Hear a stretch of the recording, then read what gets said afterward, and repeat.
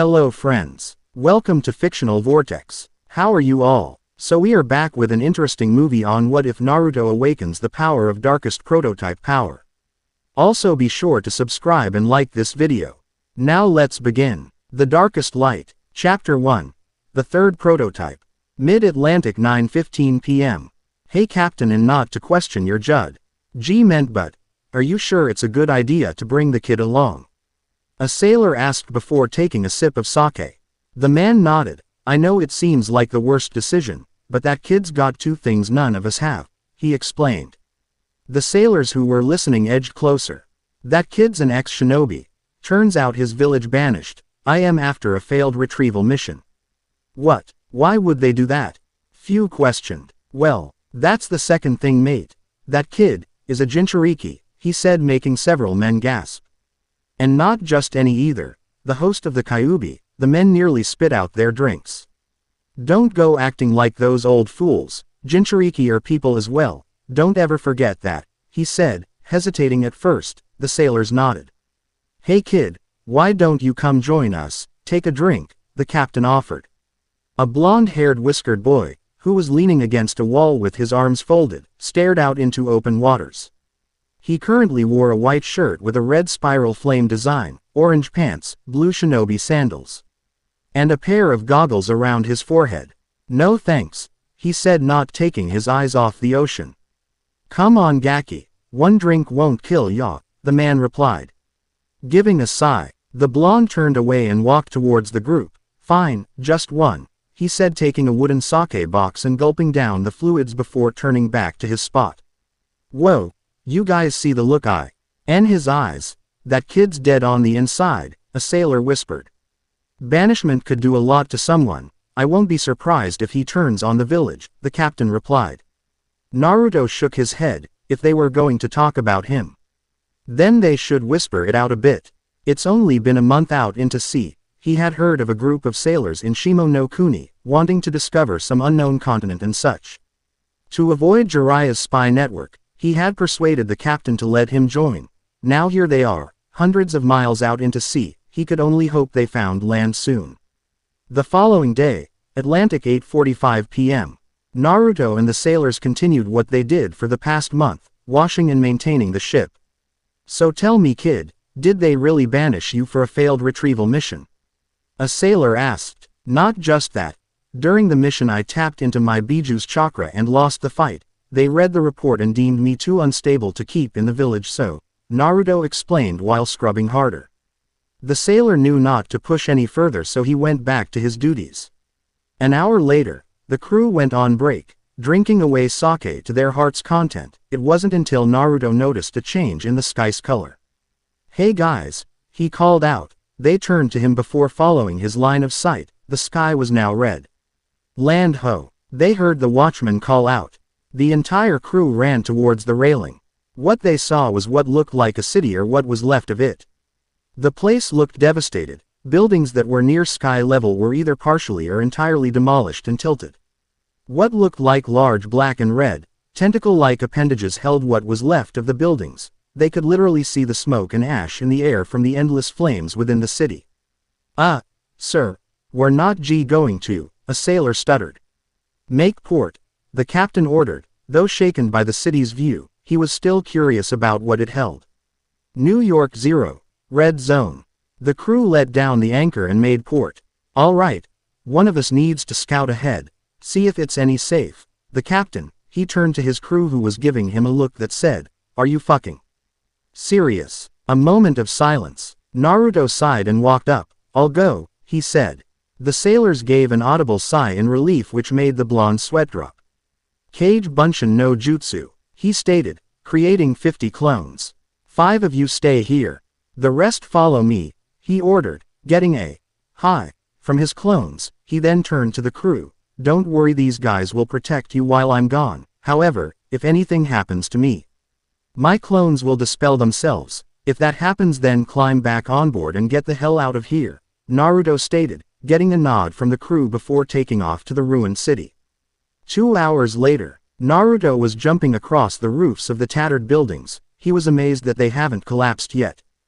For the past 2 hours he and his clones had searched the city, every building, every underground metro. There was also these heavily fortified bases that he would check up later. He was intrigued by the strange four-wheeled machines that were scattered throughout the city as well. Language, the tattered papers, magazines, and ads were written in. However, what seemed to have shocked him was that neither him nor his clones had found any form of life. The city was completely empty. As of now, Naruto continues to jump from roof to roof, until he lands a tilted building with a tendril-like webbing attached to it and a radio tower.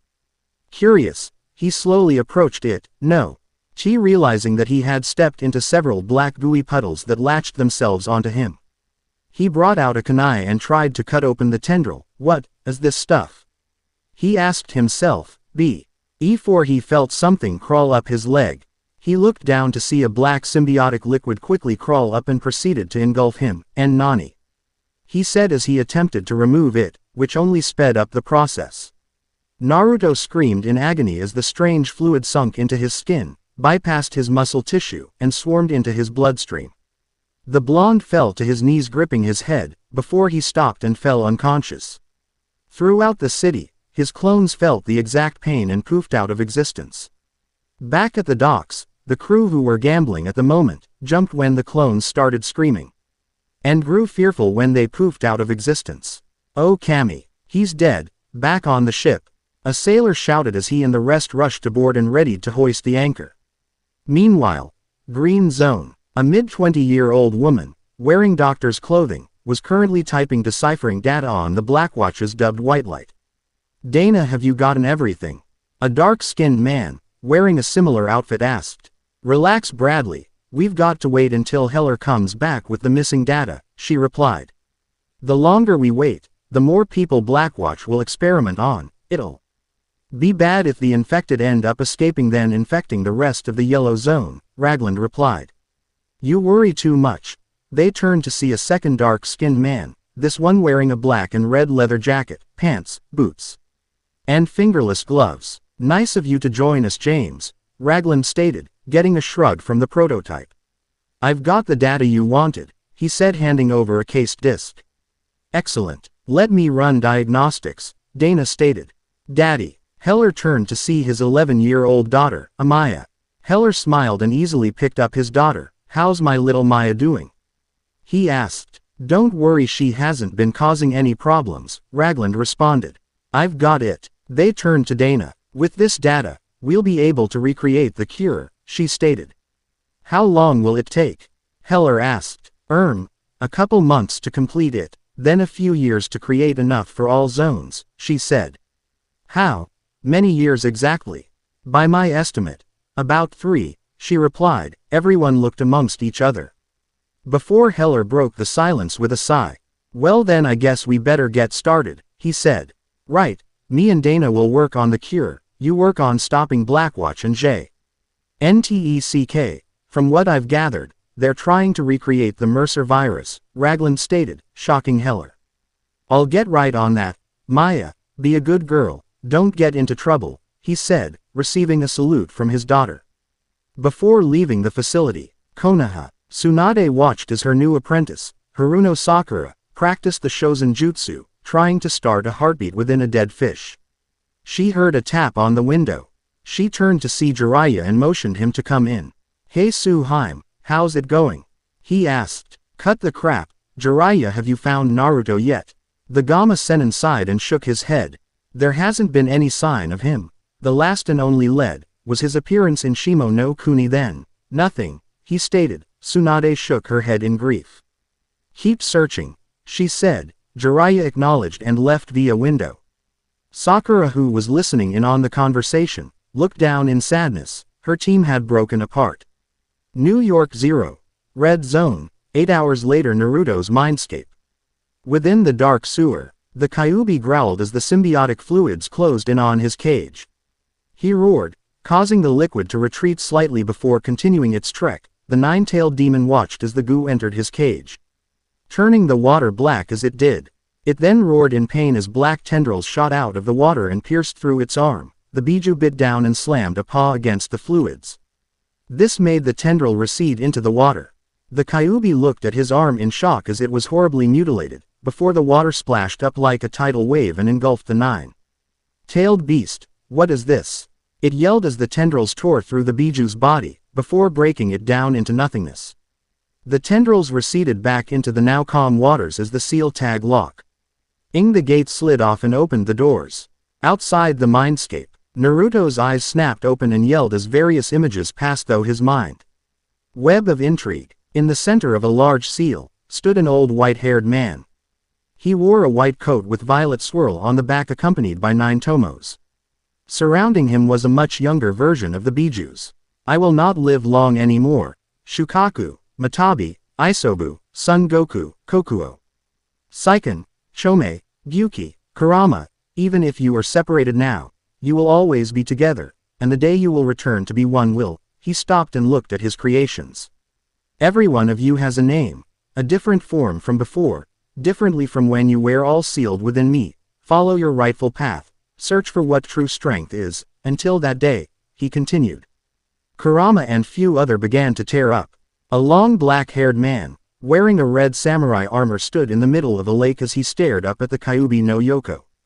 The Biju growled behind the mountains it stood behind. Kyuubi, you are merely a momentary life, a temporary existence of coalesced energy, energy that was once a single, ultimate form, the man said as his eyes spun 3 tomos. Kurama snarled. An unstable force lacking in intelligence or sapience. You require a guide to show you purpose. That guide is the Uchiha, he stated, enraging the fox even further. Biju are but slaves to those with blessed eyes. Now, obey. The Uchiha shouted as his eyes went bloodshot before spinning into its 4th form. Kurama stood before a berated Hashirama as he was trapped under his Mokuden Kekkei Genkei. Kyuubi, your power is too great. I cannot let you roam free any longer, he said, before he rapidly formed hand seals. A red bun-haired woman sat before a chained Kurama, who growled from his prison.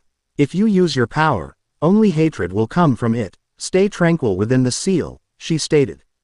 A second red-haired woman stood before an impaled and chained Kurama.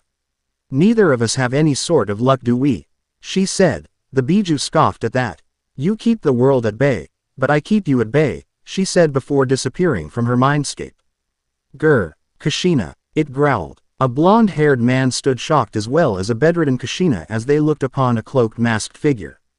Yondaime Hokage. Step away from the host. If you don't, this sea Hild won't live a minute longer, he said holding a crying whiskered infant. The Yondaime stood before both mother and child, as a spectral being shoved a marked claw through his soul. As it did the aim claw shot from his chest and clung onto the rampaging Biju, Fuin. Seal, he declared. Kurama yelled in pain as he was marked with a seal. He watched as Minato summons a ceremonial throne. He plans to reseal me, the beast thought. Just then, Kushina grew weak, loosening up the chains wrapped around it. Kurama took that chance and proceeded to impale the child, only to be stopped by both Thayer and father as they took the blow instead. The Shinigami then sucked out both the blonde's soul and Kurama's yin chakra. The two then began to give their own speech to their newborn son. In the end, they stated that they would love him no matter what. Hake no Fuin Shiki, 8 trigrams seal, they declared, fully sealing the Biju into their son. End of memory. Naruto gripped his head in pain. Before he could comprehend on what had just happened, black and red biomass engulfed his arms and morphed them into a pair of lethal claws. He breathed in heavily. While looking at his new limbs in shock, he looked at both his palm, back hand, and up his arm showing several black curled spikes here and there. What the hell is this? He said shakingly. Suddenly the building began to shake. Naruto lost his balance and began to roll towards the edge. His claws scratched along the floor's surface creating several claw marks and sparks. The blonde fell off the edge, however he managed to ink his left claw onto the roof before he could. Naruto looked down and gulped at how high he was. The blonde looked at his claws. Kuso, I can't make hand seals with these, he thought. Unfortunately the building began to shake once more. The blonde noticed that it was starting to tilt and reached up with his right claw and climbed up, managing to get his upper torso on the roof. The tendrils began to detach itself to the building. As Naruto climbed up, he noticed the radio tower tilt forward until it snapped and fell forward. Oh no, no, no, no, no, no, no, no, Naruto repeated, until the tower slammed against him, knocking him off the roof. The tendrils finally detached themselves from the building. Not being structurally able to sustain itself, the building began to crash down. Ah! Naruto yelled as he fell 500 feet. The blonde looked around frantically, hoping to find a way to escape death. Only a second later did his eyes landed on a second building. That's it, he thought, and nosedived across the air, unaware of the black and red biomass trailing behind him as he flew. Naruto crashed through a window and slid across the floor. He then sunk his claws down to stop himself from going any further. The blonde slowed down his breath and got up. He turned to see the building he was standing on crash down to the ground, creating a large dust cloud. The whiskered blonde sighed head in relief and sat down on a tattered couch. He stared at his claws, wondering what the hell was going on with him, though he wished he had his arms back. As if Kami heard him, biomass engulfed his arms, reverting them back to normal. Naruto looked at his arms in disbelief. What the hell is going on? He mentally shouted, before his mind clicked. Kyuubi, can you hear me? He asked. Minutes passed and no answer. Damn it, furball, answer me, he shouted. No response. He sighs in frustration and enters the depths of his mind. Naruto's mindscape. The blonde walked through the dark knee-deep waters as he entered the Kyuubi chamber. He gasped at the changes within the room. Black and red tendrils spread throughout the walls. The waters were now pitch black, and the seal gates were open. He looked down and picked up a wet seal tag. He then wondered how it had opened and where was the Kyuubi now. Naruto then remembered the strange images he saw when he was on the roof. They weren't dreams or visions for any of that matter. They were memories, and they belonged to the Kyuubi. He clenched the seal tag. Looks like I'm all alone now, he said before exiting his mindscape. New York 0. Red Zone, 2 years later. Over the past 2 years, Naruto had trained himself in his abnormal abilities. A month after he had come in contact with the black substance, he had discovered that he now had enhanced physical prowess. He had discovered superhuman speed and strength that could easily rival a cage. A week later he learned of his enhanced agility when he leapt almost 10 stories into the air and run up a skyscraper without the use of chakra. The day after, Naruto then discovered his godlike endurance when he got carried away in running up the Empire State Building and falling off. He created a large crater upon impact but was left unscratched. Not a bone was left broken. At the end of the week, Naruto had discovered his heightened senses. His vision of sight could literally rival if not surpass that of the Byakugan and hear across great distances. This was when he discovered that there were humans several hundred miles away from the city. Along with vision and hearing, he had gained 2 other sensory powers. One being a vision that allowed him to see the heat of any living thing, thermal vision. The second was somewhat of a sonar pulse that allowed him to pinpoint a target's nervous system, hunter pulse. It wasn't until 6 months after, when he came in contact with a helicopter that dropped off a squad of black leather armored soldiers. Flashback. Who are they? Naruto asked himself. As the squad began to walk through the streets, 2 held detectors while the others held strange long weapons. He dropped down from, creating a small crater which did not go unnoticed by the squad. Yakumatachi no Saizen Sha. Hey, are you guys survivors? He asked. They all pointed their weapons at him. Don't move. One shouted, confusing the blonde. Suddenly the detector's beep skyrocketed. Sir, we've got a live one. Another said, take him out. The leader shouted before they fired their weapons. Nani? Naruto shielded his face with his arms as the bullets passed through him. Though it didn't hurt, he sure as hell didn't take too kindly to being attacked. Sir. He's still standing, one pointed out. Well no Shia, he screamed, as Naruto punched a hole through the man's chest. The squad watched in horror as black tendrils shot from the blonde and began to consume their captain. Naruto held his head in slight pain as memories entered his mind, along with certain skills. He then gripped the captain's M4 carbine and shot forward. The blonde kneed a man in the gut before spinning him around and using him as a human shield. My turn. Naruto spoke in perfect English. Before firing a completed magazine at the squad, Not knowing what had just occurred, the soldiers took the bullets and fell to the ground, dead. Blackwatch, huh, he said. The soldier was still struggling to get loose from the 13-year-old's iron grip. He dropped the gun, and flexed his hand. Well, that's new, he said, before his mind clicked. Maybe he had absorbed the Kyuubi like he did to that man. It was the only possible explanation. He then turned to the soldier and frowned. From the memories that he obtained, the squad was trying to retrieve a sample of what is called the Blacklight virus. Though it wasn't only order given to them by the higher-ups, he needed to know more.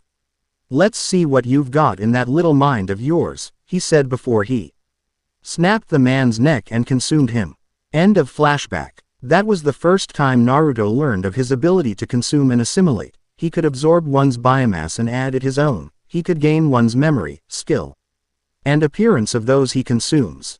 When he discovered that he had consumed the Kyuubi, he had gained every memory, every skill, and every ability. The memories he gained showed him everything prior to his obtaining the Mercer virus. The sealing, his parents, Konoha's betrayal on Uzu no Kuni, Kurama's sealing into his mother Kushina and Aunt Mito, the battle between Hashirama and Madara, the Rakuto Sennin.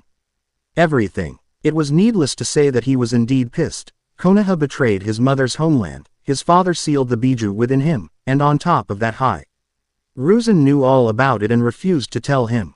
The blonde had to refrain himself from leveling the tattered city with a Bijudama.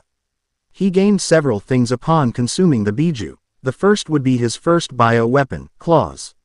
Naruto had tested it on several cars, public mailboxes, and concrete from tattered buildings. Each and every one of these were slashed in half. The second would be the change in his chakra coils. They skyrocketed to newer levels, and with the addition to Kyuubi's chakra, it was now highly poisonous to others, much like that of a Biju. The third and final thing was several of its personal techniques. Like its Kitsune Ryu, Fox Fire Stream, Kitsune Suzuta, Fox Twister, Shogeki Haju, Tailed Beast Shockwave, and Bijudama Tailed Beast Ball. While he created left clones to work on the jutsu, he headed towards the empty Blackwatch bases, hoping to find out more about this Mercer virus. As he arrived, he immediately searched the archives, thanks to He information given to him from the consumed soldiers. He easily got in. Naruto read each file and his eyes grew in disbelief at what he found. He first read about the conducted DX1118AAN, red light virus of Carnival 1 and 2. Carnival 1, which introduced the red light to chimpanzees to determine if the experiments were suitable for human beings. The results surprisingly came out positive. The animals gained heightened intelligence, increased strength, etc. This paved a road onto the human experiments, aka Carnival 2. Carnival 2, Blackwatch created an artificial town known as Hope, Idaho, where they were supposedly testing self-sufficient towns in case of a nuclear war. The red light was dubbed a harmless solution for simulating a fallout, and just like that the townsfolk eagerly participated in the tests. 461 subjects were injected with the red light. The results were more disappointing as humans didn't exhibit any immediate change or alterations, and it wasn't until the Hope Children that the effects of the virus manifested. The Hope Children were infants that were born within the artificial town from parents who were injected with the red light. Only 20 then were born and usually lived less than 3 years. However, each child had some abnormal ability, which showed results of the virus attempting to achieve something but failing to do so. The experiments continued. Despite that, nearly every townsfolk had been infected, and it wasn't until the death of the last Hope child that the situation became critical. 998 days later, the townspeople became hostile and were controlled by the only perfect genetic match for the virus, Elizabeth Green. In response to the threat, Blackwatch leveled the town and secured Green and her newborn son, Pariah. Naruto ran his fingers through his hair. This was unbelievable. The Blackwatch conducted human experiments and were stupid enough to continue even after several outbreaks. Kami, wouldn't Orochimaru love to participate, he said. Before opening up the next set of files, under the names of Blacklight, Outbreak Ion 2, Alex Mercer, James Heller.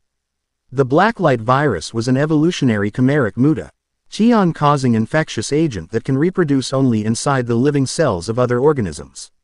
It was first extracted and synthesized by a group of Gentech scientists led by Alex Mercer, using a ample of blood from an infected Elizabeth Green. The purpose was to find a cure for diseases cancer, AIDS, etc., though were unknown of the true goal to engineer a new version of the red light that would be able to copy and combine genetic traits to rewrite living creatures. The effects of the virus proved to be more variable and far more infectious than that of the Idaho strain, as it causes too many infections, spreads over wide areas, and leaves too many surviving entities. The mortality rate is proven to be far lower than that of the red light, and the incubation period was much longer. However, the virus was proven incapable of traveling over large bodies of water and was left stranded on Manhattan Island. Naruto was left confused, so a group of scientists created a virus strain from the red light in hopes of finding cures to diseases, but instead ended up creating an even deadlier virus. The blonde gasped at the images taken from the infected individuals, deformed creatures that one wouldn't consider human any longer. The photos taken of the creatures shocked the blonde even more, though it states that they were created by Elizabeth Green, hunters and hydras. He shook his head and opened the outbreak files. After the successful creation of the Blacklight virus, Blackwatch had considered Alex Mercer and his group a potential liability after Gentech became scrutinized by Congress. Investigations were being proposed. Having feared of any information being leaked, Blackwatch decided to cover it up and silence anyone who was associated with the Blacklight project. Alex Mercer discovered this and fled the facility, smuggling a vial of the virus out of quarantine and escaping with it. Before he could leave the city, he was cornered in Penn Station by Blackwatch, in what seemed like a fit of rage and frustration. Mercer smashed the vial on the floor before being gunned down by Blackwatch personnel. The Blacklight spread to everyone within the station, unleashing a biological apocalypse. Naruto slumped in his chair. All of this, the city, happened because of some guy was stupid enough to unleash a deadly virus during a tantrum. Though now he began to wonder, if the city was infected, then where were all the mutated civilians? He continued reading, learning about the events that transpired during the first outbreak. He was shocked to learn that Mercer had survived the gunshots and grew more surprised when he read his reports. Alex Mercer had the same abilities as him, only on a much higher level. He then went on to the second outbreak and had a look of disbelief on his face. Apparently, Mercer had caused the second outbreak due to unknown reasons. Remember, this is a data file, only Heller and the others knew about his intentions. He continued eating and was surprised that there were more people like him. Alex had given several people a weaker strand of his virus, giving them similar abilities to him. Naruto then grew interested when he read reports about James Heller. It just so happens that Alex had given the man a strand of his own virus he dubbed the Mercer virus, making him the second prototype. He stops reading as the file seems to discontinue. Naruto scratches his head in annoyance. He at least wanted to know what happened to the two and why the city was empty. Though it seemed possible that they may all have been killed off and the place was now under quarantine. Considering that New York Zero was split into 3 zones and 2 had living residents. This, however, brought an interesting question. If I have the Mercer virus, then what was it doing on the roof? He asked himself, before turning off the terminal. 8 months later, Naruto had grown accustomed to his abilities and was now constantly training himself. He knew that the Akatsuki would most likely never find him, but there was the possibility that they wouldn't need the Kyuubi after they've collected all 9. So he decided to travel back when the time was right and train to use the virus and techniques Kyuubi had possessed. He went through the Biju's memories. Looking through both his aunt and mother's eyes, he learned Fuinjutsu. He created clones, and had then searched the Blackwatch base for any blank paper that might be available. After retrieving a stack of non-torn-up paper, he began to write seals into them before ordering his clones to bring him at least 5 of each weapons and any ammo they could find. These included M49 Beretta, M4A1 assault rifle, M249 light machine gun, M32 multiple grenade launcher, and FGM-148 javelins. Naruto sealed them into makeshift scrolls and then stored them away in a duffel bag. Apart from his training, Naruto found manuals on the following vehicles: AH-64D Apache longbow gunship, A-60A Blackhawk transport helicopter, M1 Abrams tank, M2 Bradley APC, and M923A1 military trucks. Luckily, thanks to the information acquired from the Blackwatch soldiers, he was perfectly capable of driving an M923A1. The others, however, would take up the rest of the year. Well, better get started, he said. Towards the end of the year, and to Naruto's surprise, it started to snow. He hasn't seen any since that mission to Yuki no Kuni. He shook the white flakes off his hair and sitting back down on the driver's seat and taking off. With all this snow, it's slightly colder than every other day, he commented as he drove back to his base on the southern part of the city. Thanks to his clones, he had managed to learn how to drive the tanks. The choppers were slightly more difficult to pilot. He remembered when his first time flying one. He accidentally crashed the chopper tail against a building, causing the machine to spiral out of control. He sighed as he drove back. The only way he was getting out of red zone was by helicopter, and he wouldn't be piloting one of those anytime soon. New York 0, green zone. So what have you got for me? Heller asked. Raglan motioned him to follow. What we have. Here are several air filters we modified from Bloodtox pumpers. If everything goes right, we should have enough of the cure to spread through the red zone, he explained. Heller nodded, understanding the task he was being given. So tell me, have you heard anything from Blackwatch? He asked. Raglan shook his head. Wow, for once you don't know. They turned to see Dana, along with Amaya. As it turns out, there are several squads being deployed in the red zone. Apparently they sent a squad there several months ago and haven't heard from them since, she stated. Both Heller and Raglan raised an eyebrow. And this concerns us how? Heller asked. They disappeared, meaning they were killed. Killed looking for something, and I think we all know what it is, she said, making the prototype go wide-eyed. I'll be back, he said as he rushed out of the room. New York 0, red zone. Naruto stood in the locker room. He now wore a black hoodie vest over a red t-shirt, black fingerless gloves, and jeans. He also wore Blackwatch commander boots and forearm TACPAD. Around his waist were several pouches, containing ammunition, kunai, and shuriken, along with AM-49 Beretta. The outfit was Someth. The blonde was able to salvage from both the base and a not-so-tattered store.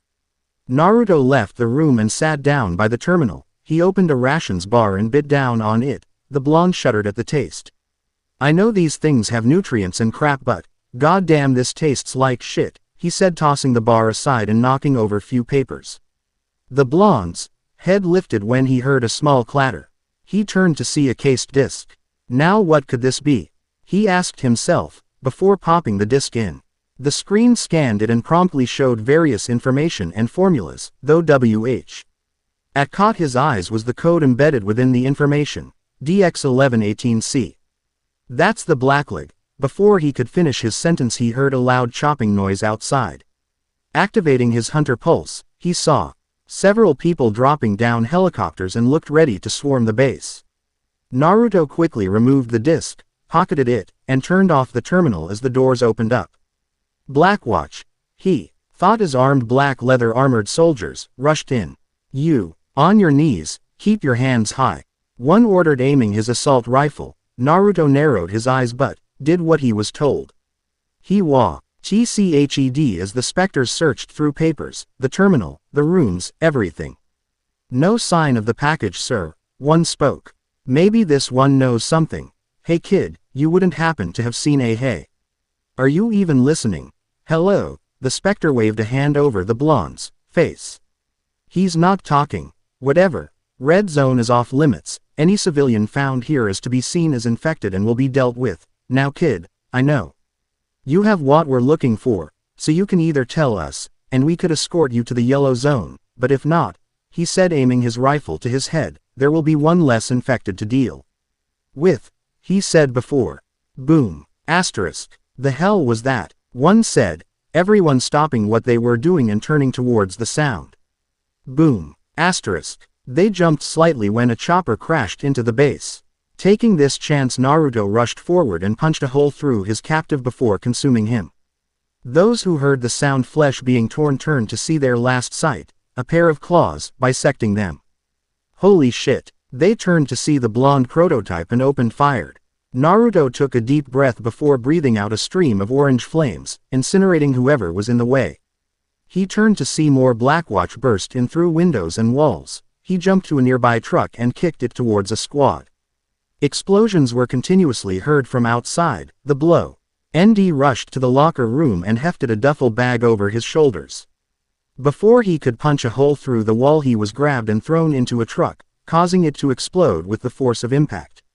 Naruto easily got up and patted the flames off the bag. Well, didn't expect to run into any evolved here, what with Heller wiping them all out, but I did realize that evolved can't use those laws. You must be a prototype then. Naruto turned to the rather large man, who was rather buffed out and heavily armored, Blackwatch super soldier. Naruto dropped the bag as biomass morphed his arms into claws. Smirking, the soldier charged forward, jumped up and prepared to punch down. Naruto jumped over him and slashed open one of the glowing blue tubes connected to his spine. The soldier seemed to gasp for air and fell to a knee. The blonde rushed behind him and grappled the armored man. He then jumped in the air before slamming him back on the ground. The soldier kicked the blonde off and proceeded to run after him. Naruto rushed forward and avoided the incoming glowing blue fists. He grabbed the man by the wrist before dismembering the arm with his claw. The soldier yelled in pain and attempted to grapple the blonde, only for him to sink a claw into his gut. Naruto raises his other claw and impales the man through the chest, then picked him up as his tendrils attached themselves to the body and tore the man in half. Consuming the soldier's biomass, he learned that these men were injected by a second strand of the Blacklight virus dubbed DX1120. He also discovered the purpose of what they came for. The disc he had in his pocket was a missing coded formula to help recreate the Mercer virus. It wasn't until he gripped his chest in slight pain before biomass engulfed his upper torso. Naruto stomped down hard, creating a shockwave strong enough to lift both Blackwatch operatives and nearby vehicles in the air before tendrils erupted from his body. This not only killed off every Spectre and destroyed every vehicle within the base, it also caused the building to collapse. Quickly grabbing the duffel bag, he jumped out through the roof. Outside, "Bring the gunships, we need evac, now," a Blackwatch commander shouted over the radio before being blown to bits. Flown high above the air, Heller piloted an UH-60A Blackhawk. "Heller, do you read? What's happening over there?" he heard Dana said over the earpiece. "You were right. Shitload of Blackwatch storming their base," he said before pressing the trigger and firing 2 unguided missiles. "They must have found the data. Take them out now," she stated before. Boom. Asterisk. Heller turned his attention to the base as black tendrils erupted from it. "What the hell was that?" she said. The second prototype narrowed his eyes as the tendrils receded. "I think I know," he said, as he flew the chopper and set it down on top of a building. He climbed out of the pilot's compartment and dropped down, creating a medium-sized crater. Heller watched as the base began to collapse itself in, but caught the sight of someone break through the roof and wall run up a building. "Didn't I take all of these bastards out?" he said before running after said person. Naruto sat on the edge of the small building while looking at the disc. "They're trying to make more people like me, huh?" he thought before turning his head to the left. As dark-skinned man jumped over the edge and onto the roof, his arm morphed into what looked like a large blade. Naruto dropped the disc and morphed his arms into claws. The 2 weapons clashed against each other. Naruto dropped down to his knees under the pressure. He then noticed the man before him. "You're James Heller," he said. Heller raised an eyebrow. "This guy, he's a lot younger than I'd thought he'd be. Wait. Did they inject him with the virus?" he thought, taking his arm blade off the blonde's claws. "Who are you, kid? More importantly, what are you doing here?" Heller asked. Before Naruto could answer, they heard multiple chopping sounds. "Just great. They sent a strike team," he heard Heller say. "Follow me, kid," the second prototype said as biomass engulfed and morphed him into a Blackwatch soldier. Naruto doing the same as he picked up the disc and bag. The 2 quickly jumped down, causing small craters. Heller motioned for the blonde to follow him as he wall ran up a second building with a chopper. "Get in," Heller said. The disguised blonde nodded and got into the co-pilot's seat. Heller jumped in and started the chopper. Seconds later they took to the skies, a different route to avoid detection. "So where are we going?" Naruto asked as he reverted back to normal. The green zone. Kid, when we get there, you're going to tell us everything, Heller replied as he too reverted back to normal. Alright, but only if you tell me this. What happened to all the infected in the city? He asked. Heller looked at him oddly. What, have you been living under a rock? I took them all out when I consumed Mercer, he replied. Naruto was a bit shocked. Sort of, he replied as they flew towards the green zone. Next chapter. Blackwatch eradication. Hey guys, how's it going? Now I'm going to explain a few things. First with the Mercer virus. Now before you fanboys start complaining to me, I know that the Blacklight and the Mercer virus are the same thing, I just refer to the Mercer virus as the strand that Alex, Heller, and the evolved possessed, just pointing this out so you all don't get confused. Second thing you are probably wondering is, how did Naruto get infected? Well, let me explain, and believe it or not, this actually seems possible. For anybody that has beat both prototype games, you should know this information, and if you don't, well, spoilers. Now, in the second game's final boss, we know that towards the end Heller begins to tear off Mercer's arms. Now I noticed that he never consumed them, he just tossed them to the side and continued with the fight though. It's possible that they may have been consumed when he used the tendril burst on every infected in the red zone, but this is fanfic, so let's leave it at that. During the first game we know that Alex was killed in Penn Station, where the virus came in contact with his wounds and infected him. The virus rebuilds the body, develops a consciousness of its own, and believed itself to be Alex Mercer. No. I believe that even though Alex was consumed, the virus within his torn arms still has consciousness, though lacks intelligence since the brain was consumed, but was smart enough to know that it needs a host, and that is where Naruto comes in. He comes in contact with it, the virus latches itself on and turns him into a prototype. And that's my explanation. Third thing, yes, I had Naruto consume the Kyuubi, and most of you are wondering if he also consumed Minato and Kushina. The answer is no. Once Kurama was consumed, the only thing keeping the two there was both the seal and the Biju, and with it gone they no longer have a physical appearance, and their sealed chakra was most likely added towards Naruto's coils. Now for the fourth and final thing, will Naruto return to the elemental nations? The answer is yes. After he helps Heller and his group unleash the cure, he will return to deal with the Akatsuki, and no, he will not be aiding Konoha.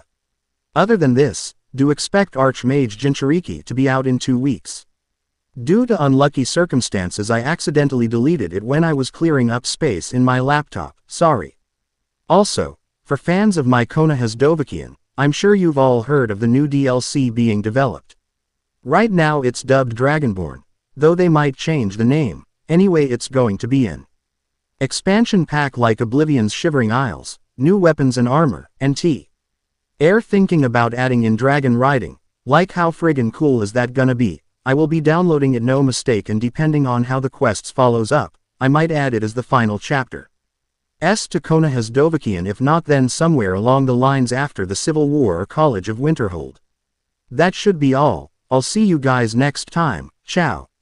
Blackwatch eradication. Naruto and prototype are owned by Masashi Kishimoto, TV Tokyo, Radical Entertainment, and Activision. Please read and enjoy. Talking, thinking, flashback, web of intrigue, action, jutsu, the darkest light, chapter 2, Blackwatch eradication.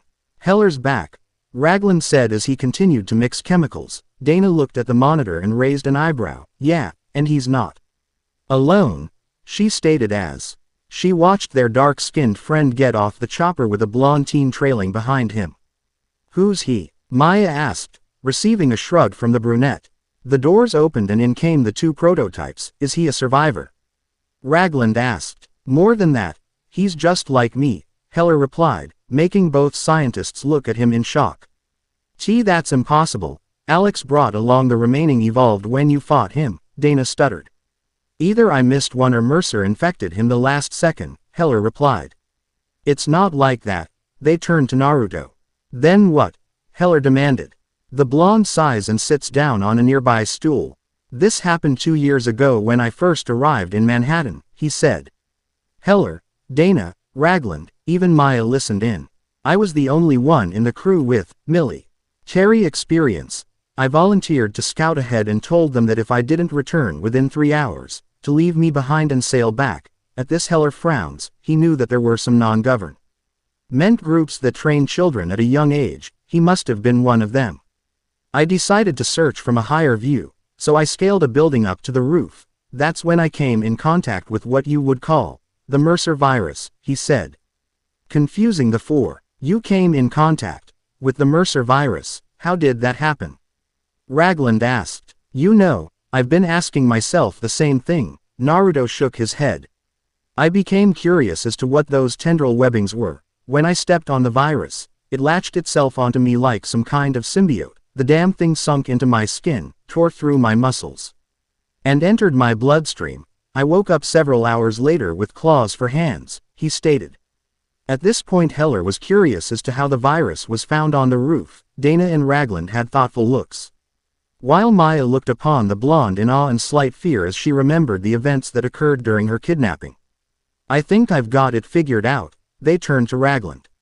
Heller, before you consumed Alex, was there, how do I say this, a limb or a piece of his body that you removed before absorbing him? He asked. Heller cupped his chin. Well, there was that time I tore off his arms, he stated. There you have it. You see, Alex died in Penn Station though the virus reconstructed his body and gained a consciousness of its own, he explained, Naruto edging in, beginning to understand how the virus was left on the roof. I believe that when you severed his limbs, some form of consciousness remained and was smart enough to know that it needed a host. He turns to Naruto. That's where I come in, the blonde finished for him.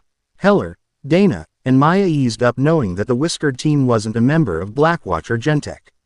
Few hours later, Naruto lie on top of the roof staring up into the night sky.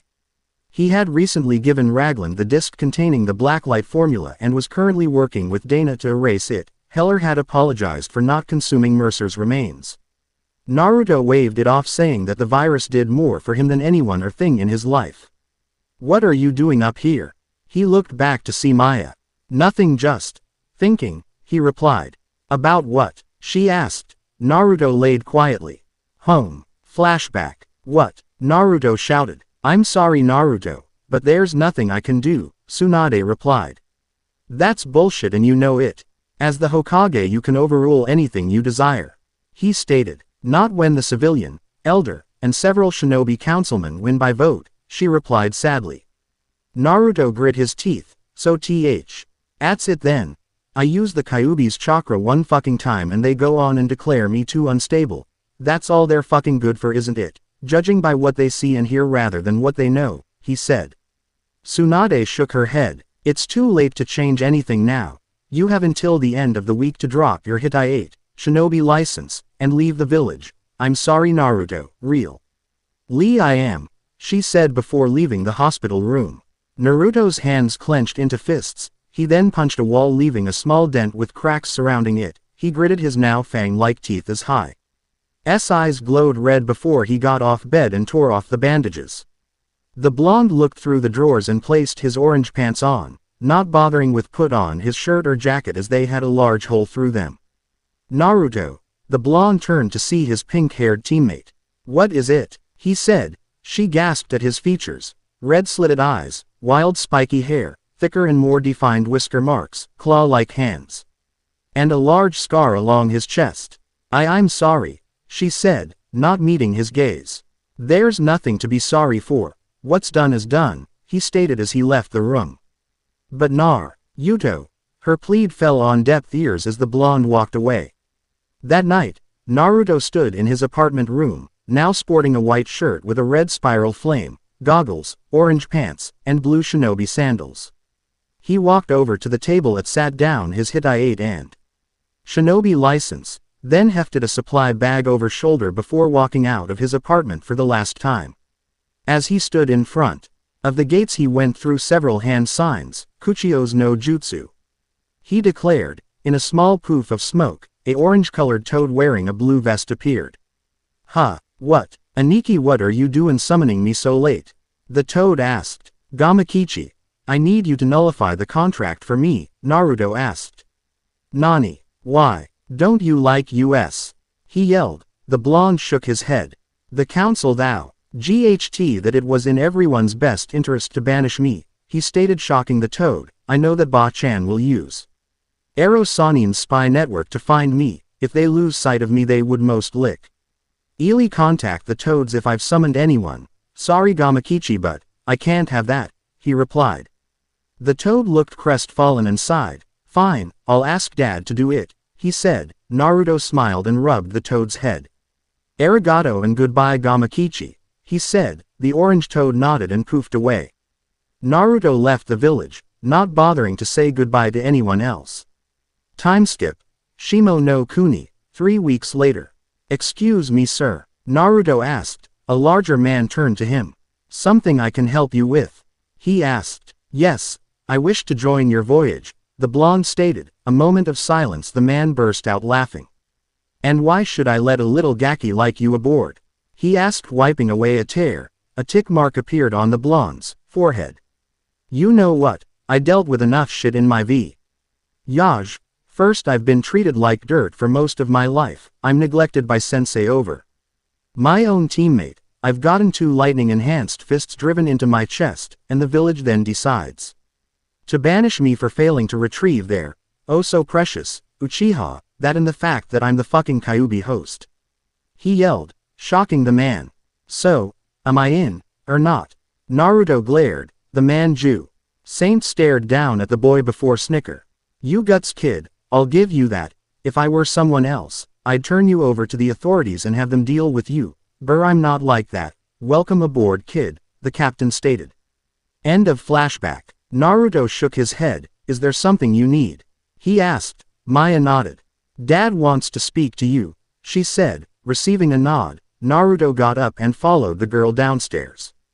As Naruto walked into the room, he noticed that Heller, Dana, and Raglan were there waiting for him.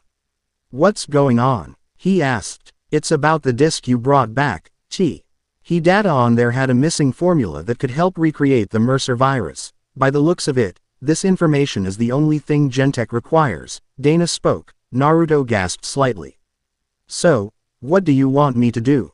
He asked. What we want is your help. The blonde turned to Heller. Single-handedly, I could take down every Blackwatch base within the yellow zone, but that would take too long.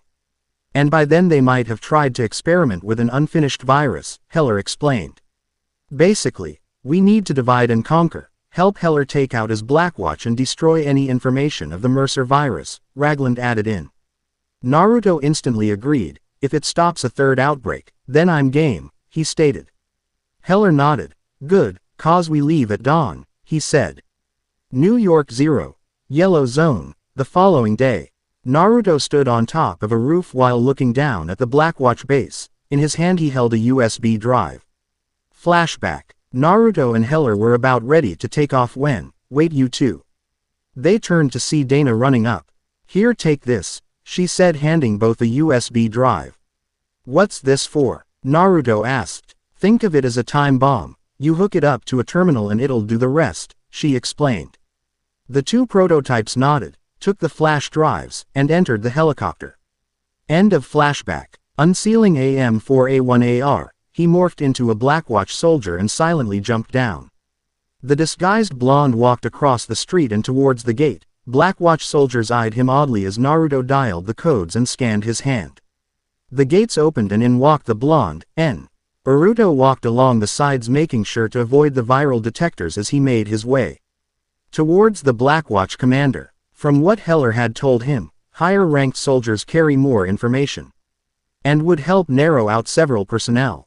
The commander walked alongside the trucks when he heard a small ding-like sound. He turned and looked down to see a quarter. That's weird. I'm not carrying any change, he thought before an arm wrapped around his neck and felt his spine snap in half as his body was engulfed by black tendrils. Naruto shook off the feeling of consuming someone before walking over and entering a code into a viral detector, shutting it down. He then walked towards the building and scanned his hand, unlocking the door. All right, I'm in, he thought as he entered the elevator and headed down. With Heller, the disguised prototype entered a lab and snuck around the scientist. You know there's more than one base in the red zone. Well, keep searching. Yes, and there's also The possibility that he doesn't have the data, now keep searching. One said through a phone, before a hand covered his mouth and a hand pierced through his back. After Heller finished consuming the scientist, he quickly walked towards a terminal and plugged in his USB drive. He watched as several documents popped up on the screen before they were deleted. Minutes later, several terminals within the base short-circuited as all information was deleted. Heller morphed back to normal and shifted his arms into hammer-like fists as Blackwatch soldiers set off the alarm and opened fire. With Naruto, the elevator came to a stop and the disguised blonde entered an observation room. What are they? A man wearing several medals asked. They appear to be a hunter variant, one of Pariah's creations, a Gentek scientist replied. One of its creations? The man asked. Yes, he's beginning to act like his mother, Green. Yes. Then we haven't a moment to lose, have personnel transfer him to Area 0013C, the man replied as he walked towards the elevator, passing the saluting Blackwatch commander. Strange, Blackwatch don't salute, I better give the orders myself, he thought as he headed up the elevator. Naruto turned to the scientist. Send in more test subjects, we need to study these new hunters, he said. Naruto just walked towards him. Well, what are you waiting for?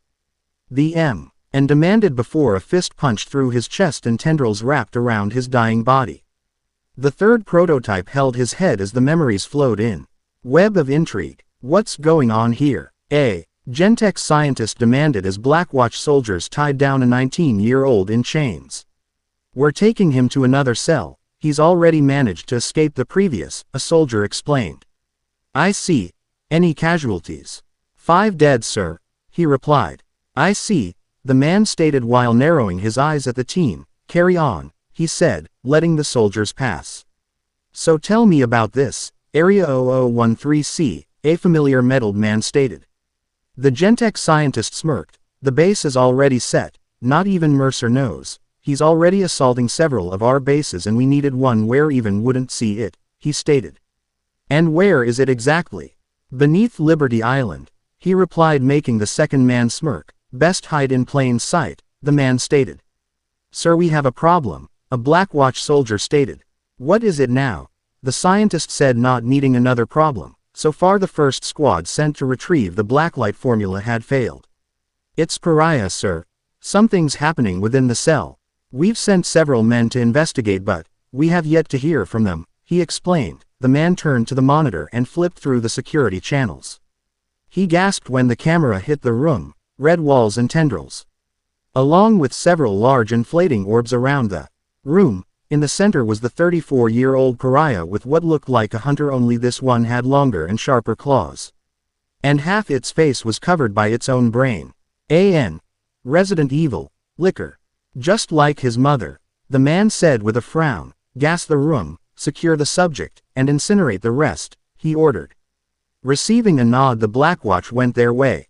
End of memory. Naruto's eyes snapped open as he reverted back to normal. He turned when he heard the doors open. He pulled out his M49 Beretta and fired rounds into the entering Blackwatch soldiers. He knew that would attract more soldiers, so he quickly placed a finger in his ear. With Heller, the second prototype wall ran towards his next objective. When he heard his earpiece go off, he ran up towards the roof and hit the call switch. Heller. Naruto, you done yet? He asked. No, but listen, I just found something big. Like what? Blackwatch and Gentek has another base beneath Liberty Island. They've got Green's son down there and he's creating more infected, he nearly shouted, making Heller go wide-eyed. Copy that. Finish up. Then find a pilot. Consume him and take a chopper to the island. I'll meet you there, Heller stated. Right then, the blonde said as he cut communications with Naruto. Kage Bunshin no Jutsu, he declared, creating several clones. Okay, half of you free the subjects, the rest of you pave a way for them, he commanded. The clones nodded, half exited the observation room downstairs and towards a door, while the other half went up the elevator. Stop right there. The blonde only raised his gun and fired rounds into their skulls.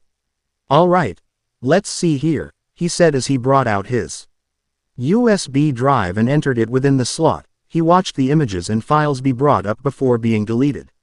Naruto turned to see his clones with several people following, some thanking him for freeing them before getting on the elevator.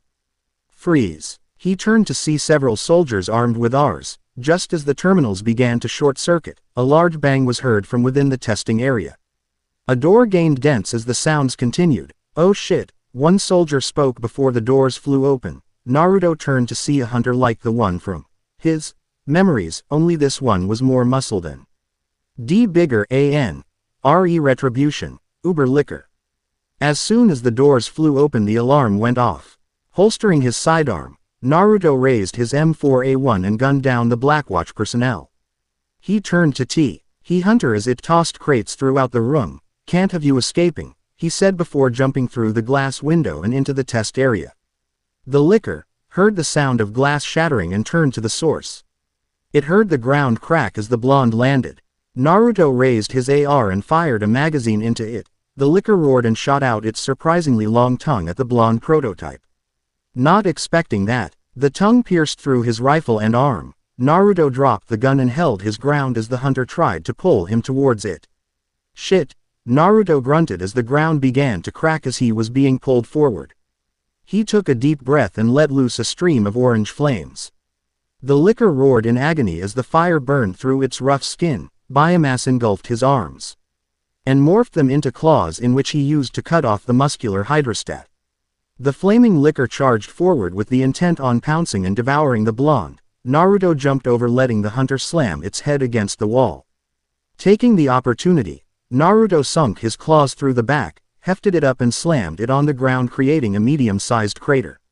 He climbed on top of it. A ND began to slash away at its upper torso. The liquor shot out its tongue again, only for Naruto to catch and jam his claws through its gaping jaws. The blonde then sunk his other claw through the brain. Tendrils shot out and engulfed the hunter as Naruto detached the brain from the jaws. The blonde prototype hunched forward as his claws seemed to have become sharper and slightly jagged. His left arm reverted back to normal as biomass engulfed his right, morphing it into a whip-like fist. Naruto looked upon his new weapon before he heard guns click. Open fire. He turned to see Blackwatch soldiers fire their weapons. Naruto jumped towards the observation room and swiped his whip fist horizontally, bisecting all soldiers in the room. He casually walked towards the terminal and removed the USB drive before his biomass engulfed his body and shot tendrils throughout the base. Outside, the clones were having the time of their temporary lives as they trashed tanks, vital detectors, and strike team helicopters. They used dropped guns to take down Blackwatch soldiers from a distance. Just then, black tendrils shot out of the base, causing it to collapse in. They watched as the original crashed through a wall. Had fun? He asked. The clones nodded before dispelling themselves. He turned to see several tanks and helicopters enter the base. Naruto let chakra flow to his arms before swiping them forward, creating a large twister which carried off the armored vehicles and crashed them against several buildings. Naruto jumped high into the air before aiming a finger down at the base. A black orb of chakra sparked to life and shot it towards the base. Low-powered Bijudama Ulquiorra FTW. Seconds later, a large explosion sunk the base below sea level. Naruto sighed. That's on. Base down. Several more to go, he said before taking off to his second objective. 7 hours later, a Blackwatch pilot flies an AH-64D Apache away from a collapsing base. Biomass engulfs his body.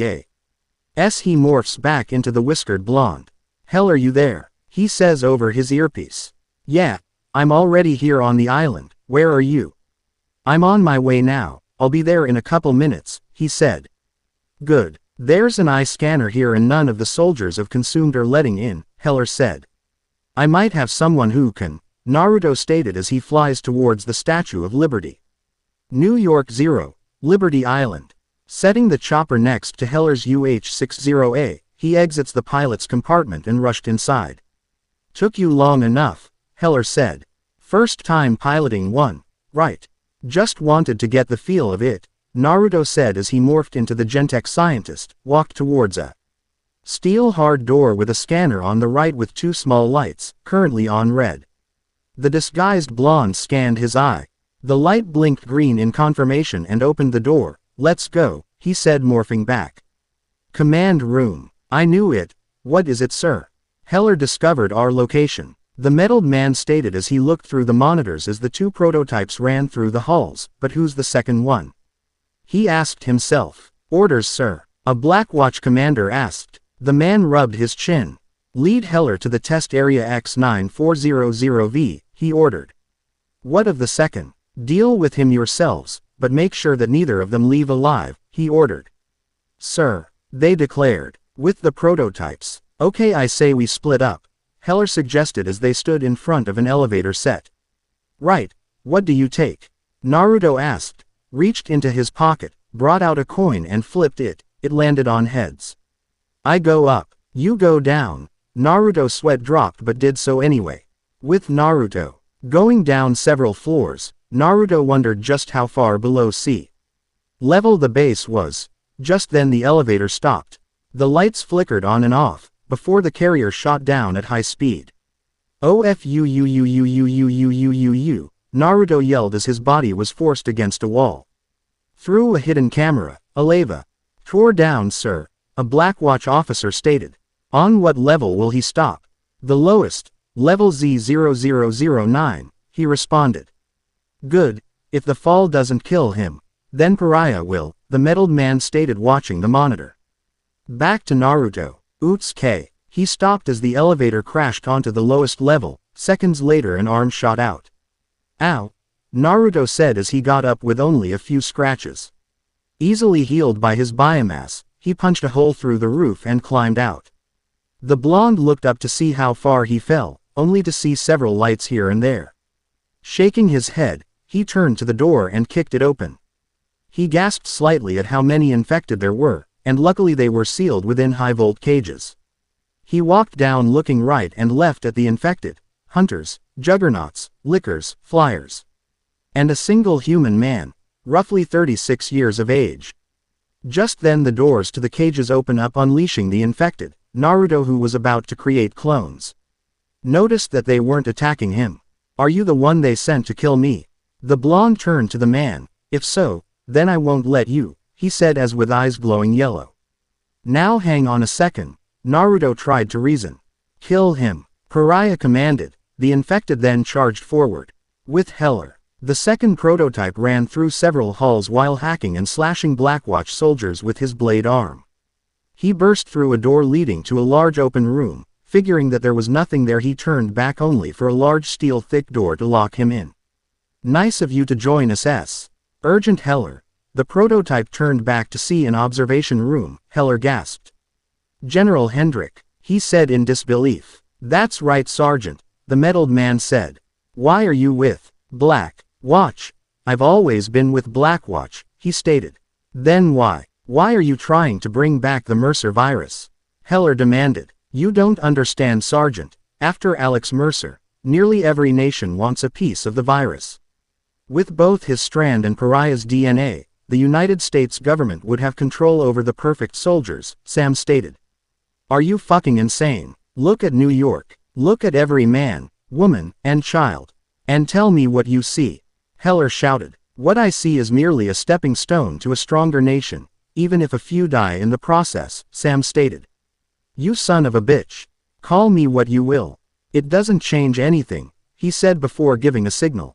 The ground shook as a slot opened from beneath. Heller turned to see a large blue-skinned man. It had sharp teeth, bulky muscles, dark blue vein marks over it, and large claws for hands. Survivor. Hypnos T-type third form.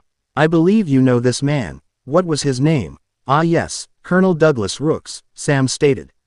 Rooks, Heller said in disbelief. The man that killed his own men just to help him get his daughter back. I think now would be good time to test our prototype, he said, pressing a button and releasing Rooks.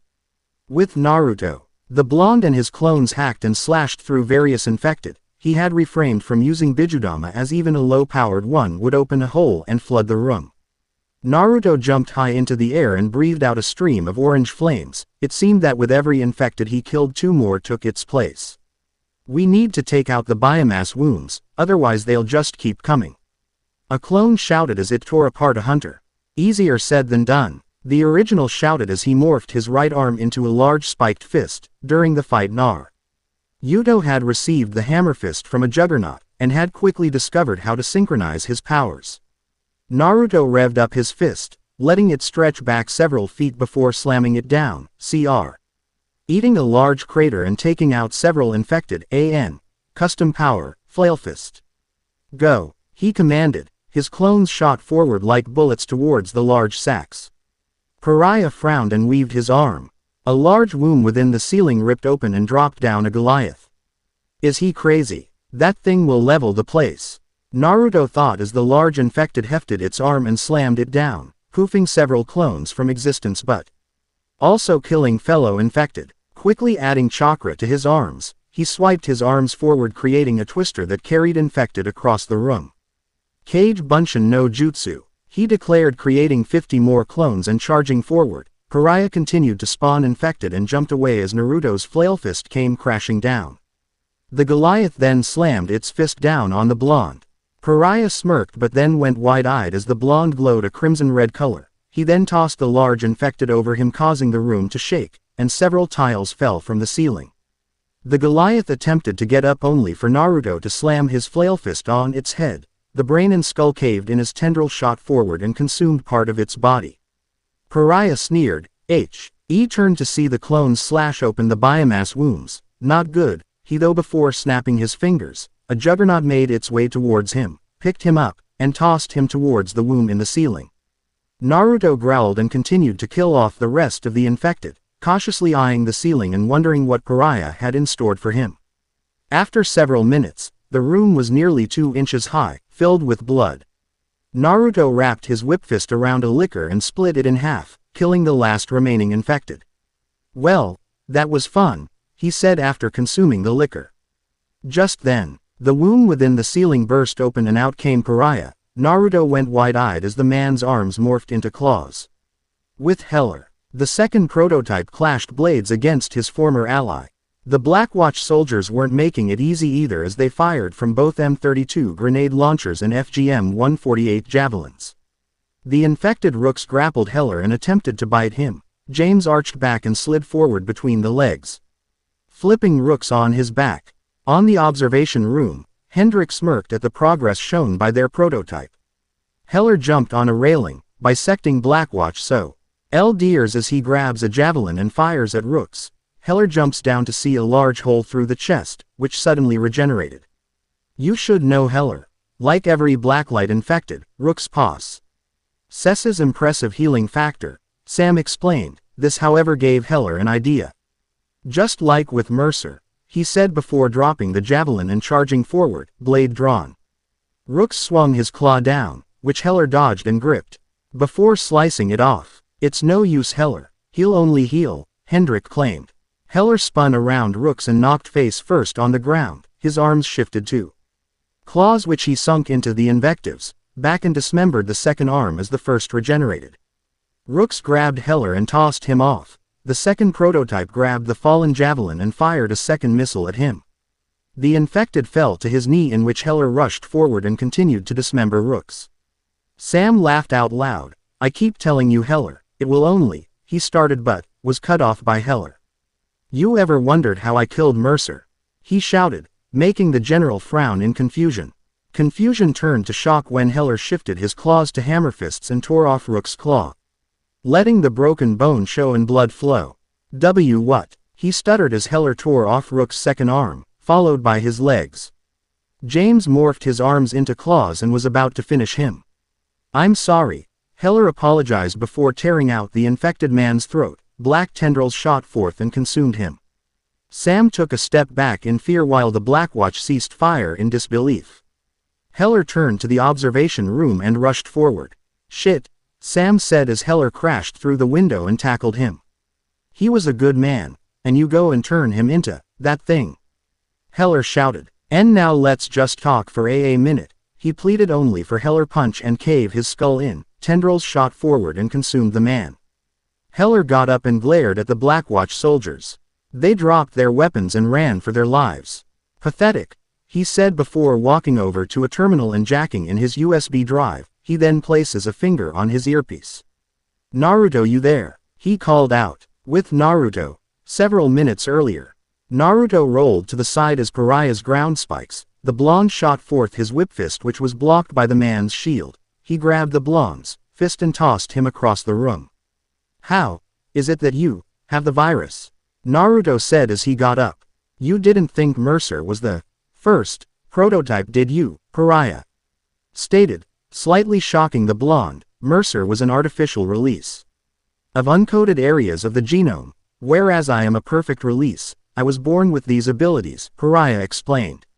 He looked at his claws. They figured that I was the only one capable of stopping both Mercer and my mother, that I was the final purpose of all life on Earth. Maybe I am, he said, flexing his sharp talons. And just how are you going to do that? Naruto questioned. By slaughtering them, of course. Every vile, pathetic human will fall before me. Those I deem worthy shall aid me as I unleash the virus onto the world, Pariah stated with an insane look. Naruto shook his head. I guess what they said was true. You and Mercer have a lot in common, he said, confusing Pariah. From what Heller told me, Alex lost faith in humanity and sought to destroy them and usher a new and better world. How exactly? The same way you were going to. However, he didn't see everything, Naruto stated, causing Pariah to grow curious. He's only seen corruption, betrayal, selfishness. Things he was able to see within a large crowd. What he failed to see was there are some people out there that have strayed from those paths. Not everyone is bad, he stated. This infuriated Pariah. He had been locked up and tested on since the day of his birth, never to have a normal childhood. All that remained was a weapon. Silence, he shouted as he flung his own whip fist at the blonde. Naruto surprisingly caught it and swung him against the walls and ceilings before slamming him back on the ground. From the looks of it, my words didn't reach you. I'm sorry, Pariah, but I won't allow you to destroy humanity, he stated as he morphed his arms into claws. Pariah sneered and charged forward. Naruto breathed out a stream of flames, causing the older man to swap his claws with his shield. Pariah gasped when he used his hunter pulse. The blonde was mere inches away from his back, holding a violet-colored sphere. So fast, he thought. Shui Rasengan. Vermilion Rallying sphere, Naruto shouted, slamming the orb of chakra at the first prototype. Pariah yelled in pain as half his body was shredded to pieces. Naruto sighed and walked over to Pariah, or whatever was left of him. He could see the prototype regenerating, though at a slow rate. Looks like he's not used to his healing factor, Naruto thought. I'm sorry it has to be this way, the blonde said as He crouched next to Pariah and grabbed him by the neck. Sayonara, Pariah Green, he said before slamming his fist down and caved in his skull. Black tendrils shot out and consumed what was left of his body. Naruto gripped his head as memories filled his head. Minutes later, Naruto opened his eyes in sadness. Pariah, or rather Zachary Green, had been kept prisoner since his day of birth and for 36 years, had been experimented on. The blonde looked down at his hands as biomass traveled up and down his arm. He frowned and slammed them down, causing black spikes to shoot up from the ground. He rose up with a sigh. Naruto, you there? He heard Heller through his earpiece.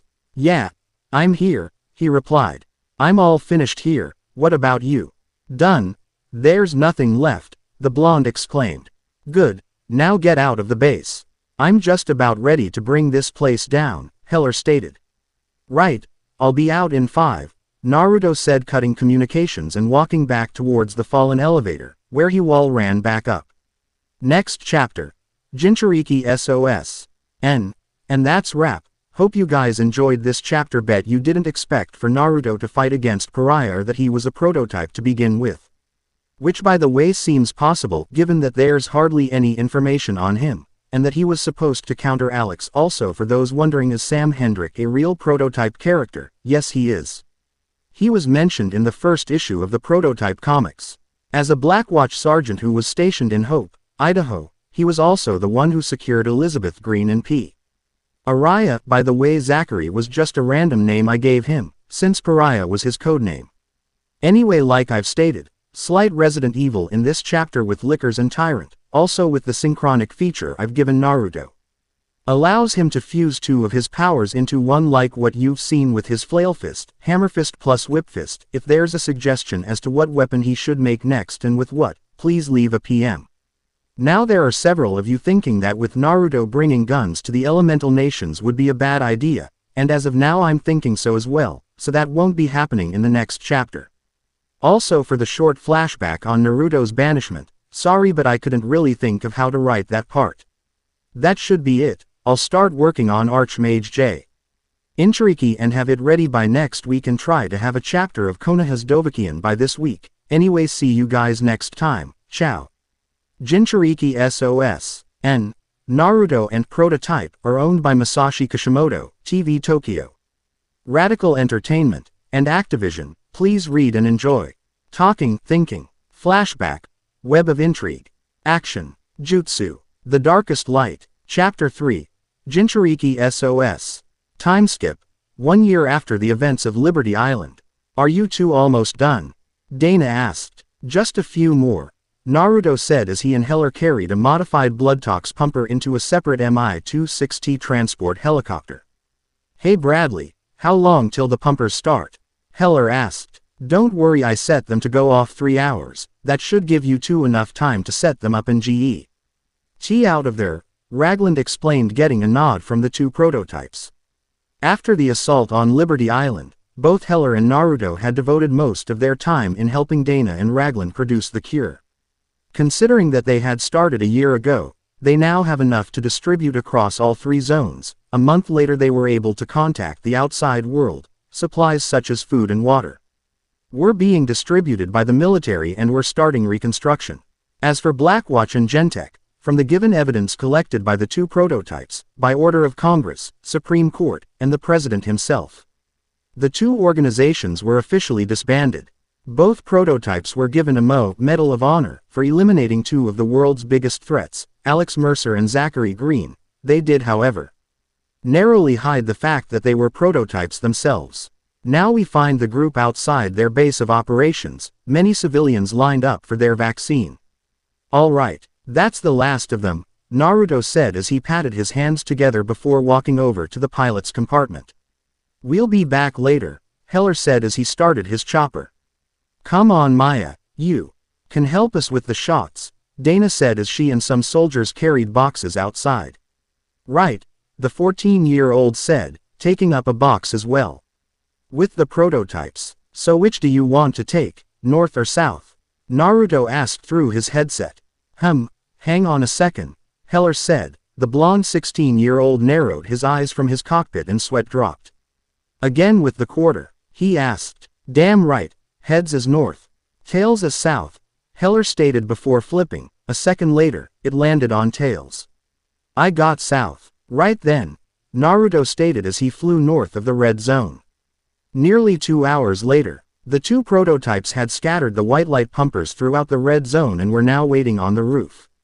Heller looking out into the ruined city, while Naruto stared intrigued at his medal. He thought about it for a second. Back in Konoha, if he ever did something like this, then no doubt he would likely go unawarded. After all, Jinchuriki are made to be prisons and weapons. He clenched the medal in his hand. It's almost time, he thought.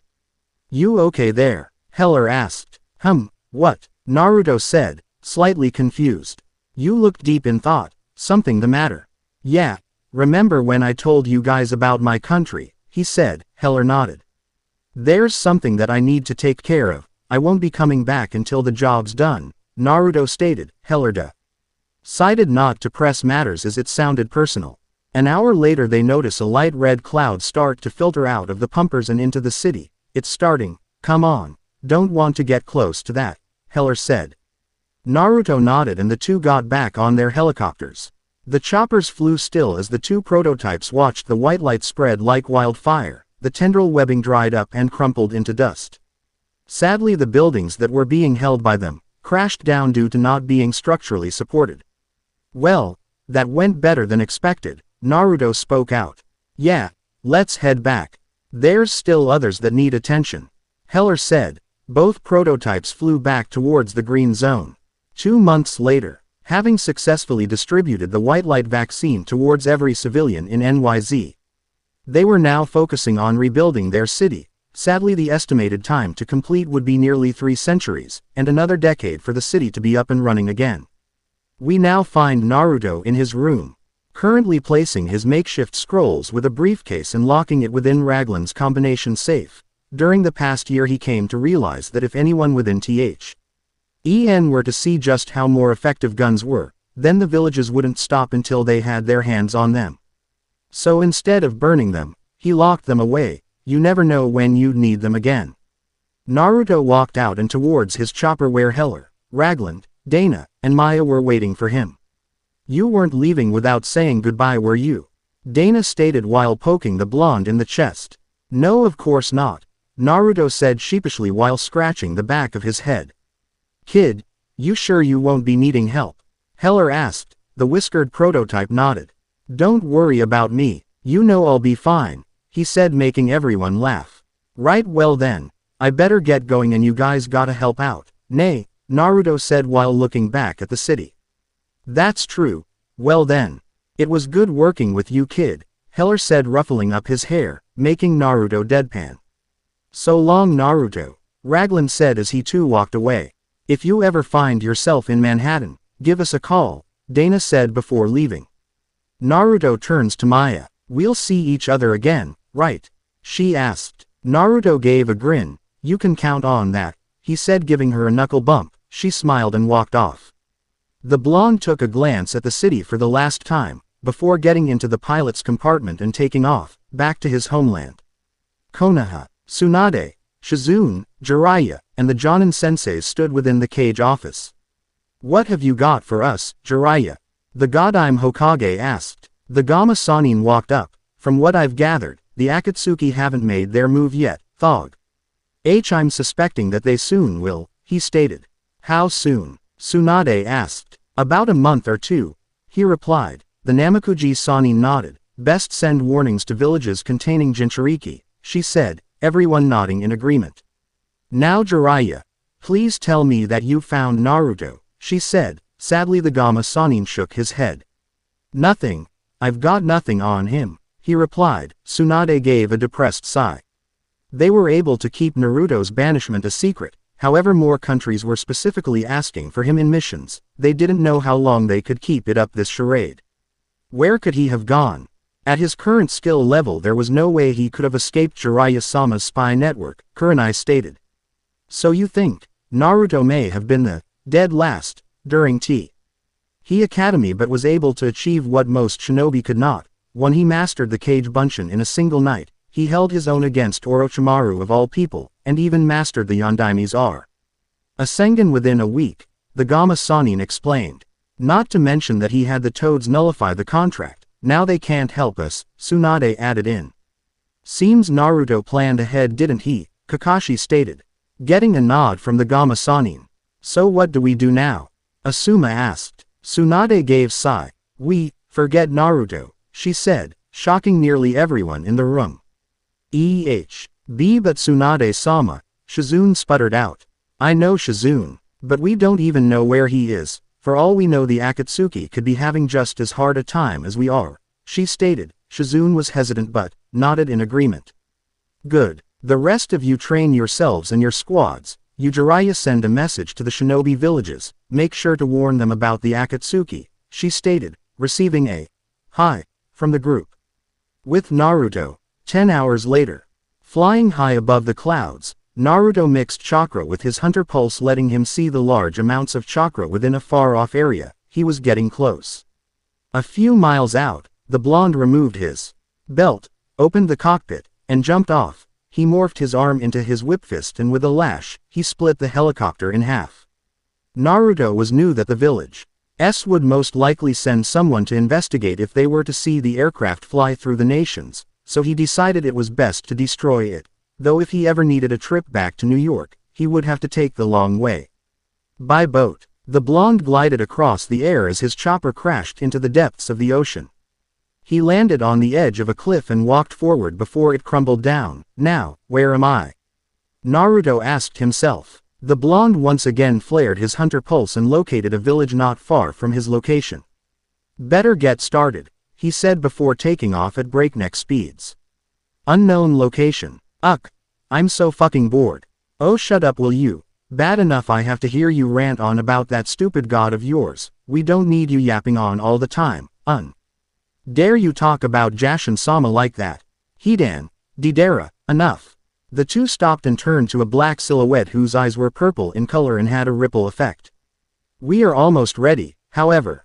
If you were that impatient then I wouldn't mind us beginning a little early, the man said. Well, it's about fucking time. Hidan stated, causing nearly everyone to roll their eyes. You and Kakuzu, W.I.L.L. go and retrieve the Nanabi.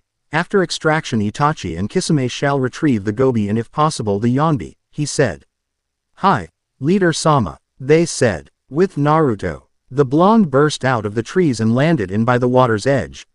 Hey, I remember this place, he said to himself as he stared upon an enormous tree. Yeah, Takigakure, the blonde stated, remembering when him and Squad 7 helped out Shibuki. From the memories he gained from Kurama, Chome, otherwise known as the Nanabi, was known to roam these areas, and it's very possible that it may have sealed to stop any destruction towards Taki. Only one way to find out, he said as he walked towards the waterfront village. As he walked down the streets, he took the time to look upon the villagers, some happily chatting amongst themselves, others eyeing him carefully.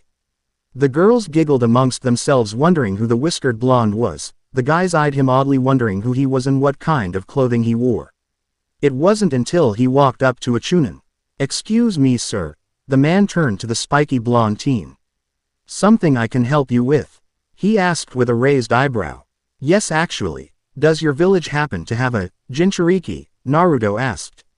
The man instantly scowled. Yeah, I tell you that bitch is nothing but trouble. If it weren't for Shibuki-sama then we would have dealt with her a long time. The man never finished his sentence as he was punched halfway across the village, and through several houses as well. The villagers stood shell-shocked at the whiskered blonde had done. You know nothing about the jinchuriki. He then turned to the villagers, who were slightly glaring at him. By the way you're all looking at me, you're either thinking of me as a demon lover, or an enemy nin. I could be both if you like, he said, flaring his ki, instantly dropping everyone to their knees, gasping for air. She's the only thing keeping the Biju from annihilating all of you, and you go around treating her like the beast's reincarnation.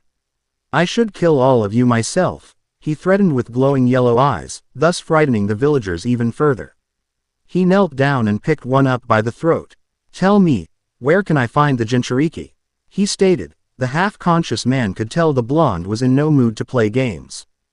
She hangs out by the caves, he said, pointing weakly towards the giant tree. Thanks, he said, roughly dropping the man down and starting his trek towards the Taki cave system. Unknown to him there was a mint green-haired girl eyeing him from a nearby tree. Her only thoughts were, who was that guy? Why did he defend me? She thought before following the blonde prototype. Takigakure. Cave system. Naruto walked through inner caverns of the unnaturally large tree. I feel like it was Hashirama who made this tree, he said to himself as he walked around various water pools. He knew they led either towards the waterfall entrance, the village itself, or the hero water shrine. However, he also knew that the passageways were massive. One could get lost in these for weeks, even months. Takigakure truly is worthy of being called a hidden village. Half an hour later, Naruto figured it was time to use his hunter pulse to locate the jinchuriki. Letting out a sonar pulse, he stopped when he found a nerve system only a few feet behind him. So, care to tell me why you're following me? He asked. The green-haired girl stiffened. In the caves she was near invisible to anyone, even to sensor-type shinobi. She walked out from the corner. Just wanted to know why you defended me back there, she responded. Naruto turned to the girl. She looked to be about his age with slightly tanned skin, had mint green hair with an orange hairpin. She also wore a pure white kunoichi outfit over a fishnet shirt. On her arm was a waterfall hitai, and on her back was a red strapped pack. However, to Naruto, the thing that stood out the most was her eyes, which were orange in color. Should be obvious. Nay, he said, confusing her. Naruto resists the urge to sigh. There's an old saying, the only ones who can truly understand a jinchuriki is another, he states, shocking the jinchuriki. So you're also a. She shakily pointed at the blonde, who was about to answer when he caught the sight of a spear-shaped lightning bolt. "Look out," he shouted, bolting forward and D tackled her as the bolt shot over them and pierced through a large rock. Nani," she stuttered with a blush. Naruto looked down and blushed slightly at the position they were in. He quickly got off. "It's about fucking time. Hell, we were about to stop and ask for directions." Both Jinchuriki and Prototype turned to see two older men wearing black cloaks with red clouds imprinted on them. One wore a white hood and black mask, while the other had slick back silver hair and held a triple-bladed scythe. "Why, you're Kakuzu," the girl stated. Naruto could tell the girl was freaking out. "You know him?" he asked, getting a nod. "Well, so much for taking the easy way. Kakuzu, you take the girl. Jashin-sama requires blood," Hidan stated while spinning his scythe. "Whatever. Just hurry up, I've better things to do today," Kakuzu stated before the two charged forward.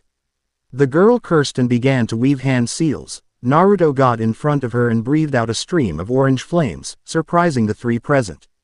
"Go," Naruto ordered, as the flames cut off the two Akatsuki.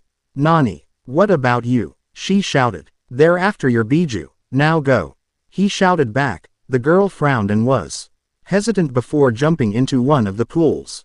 Hidan and Kakuzu frowned in annoyance. "Once again, I have to partake in these useless games, and I'm not even getting paid for this," the masked Nuke Ni N stated before going through several hand seals: tiger, snake, rat, snake, tiger, Sweden, Sujinheki. "Water release. Water encampment wall," Kakuzu stated before spewing out a torrent of water which rose up like a wave. As soon as the water collided with the flames, it created a cloud of steam and were about to pass through, only for Naruto to shoot forward with a pair of razor-sharp limbs. Kakuzu jumped back, while Hidan charged with his scythe drawn. With a single swing, Naruto sliced through the immortal man's scythe and beheaded him. "One down," the blonde stated as he charged the second immortal. He was able to cut through Hidan's scythe like it was nothing. "What is this guy?" Kakuzu though as he avoided the incoming claw swipes. The way Naruto fought was making the elder man sweat, with every swipe. His claws seemed to extend to a certain point, making it very difficult to avoid. The blonde swiped once more, only this time he created a twister, which caught Kakuzu off guard. That jutsu, he didn't weave hand seals, he thought as he was slammed into a wall. He suddenly gasped and spat out blood as the blonde smashed against him with his claws digging through his chest. Before Naruto could attempt to consume him, Kakuzu weaved a hand seal: ram, futon, atsugai. Wind release. Pressure. Damage, he stated as he fired at 0. A compressed yet high-dense tornado mass. The cave was filled with dust and debris as the wind scattered throughout the inner caverns. Kakuzu calmed his breath and removed 3 hearts from his upper torso. 2 had large holes in them, while 1 was torn to shreds. "That Gaki was able to destroy 2 of my hearts. Firing that jutsu at 0. damaged a 3rd. Pity that boy's heart would have made a fine replacement," he thought as he was about to go fix up his partner. Only for a large spiked ball-like fist to come down and nearly smash down and leave him a bloody pulp. Kakuzu resisted the urge to gasp as he saw the blonde teen with several small gashes throughout his body. His only shock was that he was still alive. "That hurt, you know," the blonde lied as his wounds began to heal. "How is he still alive?" Kakuzu thought. Before jumping away at the incoming flail fist, Naruto took a deep breath before letting out a demonic roar which blasted Kakuzu across the cave. The blonde took after him at breakneck speed while at the same time reverted his arm back to normal and charging up a violet-colored sphere. "Kuso," he thought as Naruto was in front of him, holding a Shui Rasengan. "Jongu, Earth Grudge Fear," he called out as his body became similar to that of a rag doll. His limbs split open, letting a series of long, thick black threads shoot out. Unaware of what the jutsu does, Naruto stopped his assault and jumped back. "Whoa, you're using that already? What a shame." The blonde turned to the severed head. "The fuck you looking at?" Hidan stated. "How are you still?" Before Naruto could ask, he was forced to dodge a familiar lightning bolt. "Not one person had forced me into this form. You are the first and last," Kakuzu stated. "Snake, Raiden, Gion. Lightning release. False darkness," he stated as a spear shot Ped lightning bolt shot from a strange bipedal white and yellow mask. Naruto dodged the bolt and morphed his arm into his whip fist. Before he could lash it, Kakuzu fired several strands of thread towards Hidan, which grabbed his dismembered head and reattached it to his body. The blonde's fist then split through Kakuzu and nearly taking the mask with it. That was too close. He thought at the thread stitched his body back together. He's trying to protect that mask, for what? Naruto thought to himself. Hidan managed to pick himself off the ground and charges forward with his half-broken scythe and retractable spear, his goal. Draw blood from the blonde prototype. Didn't I kill you already? Naruto said as dodged swings from the Jushinist. Kakuzu sent in thread as well, attempting to harvest the blonde's heart.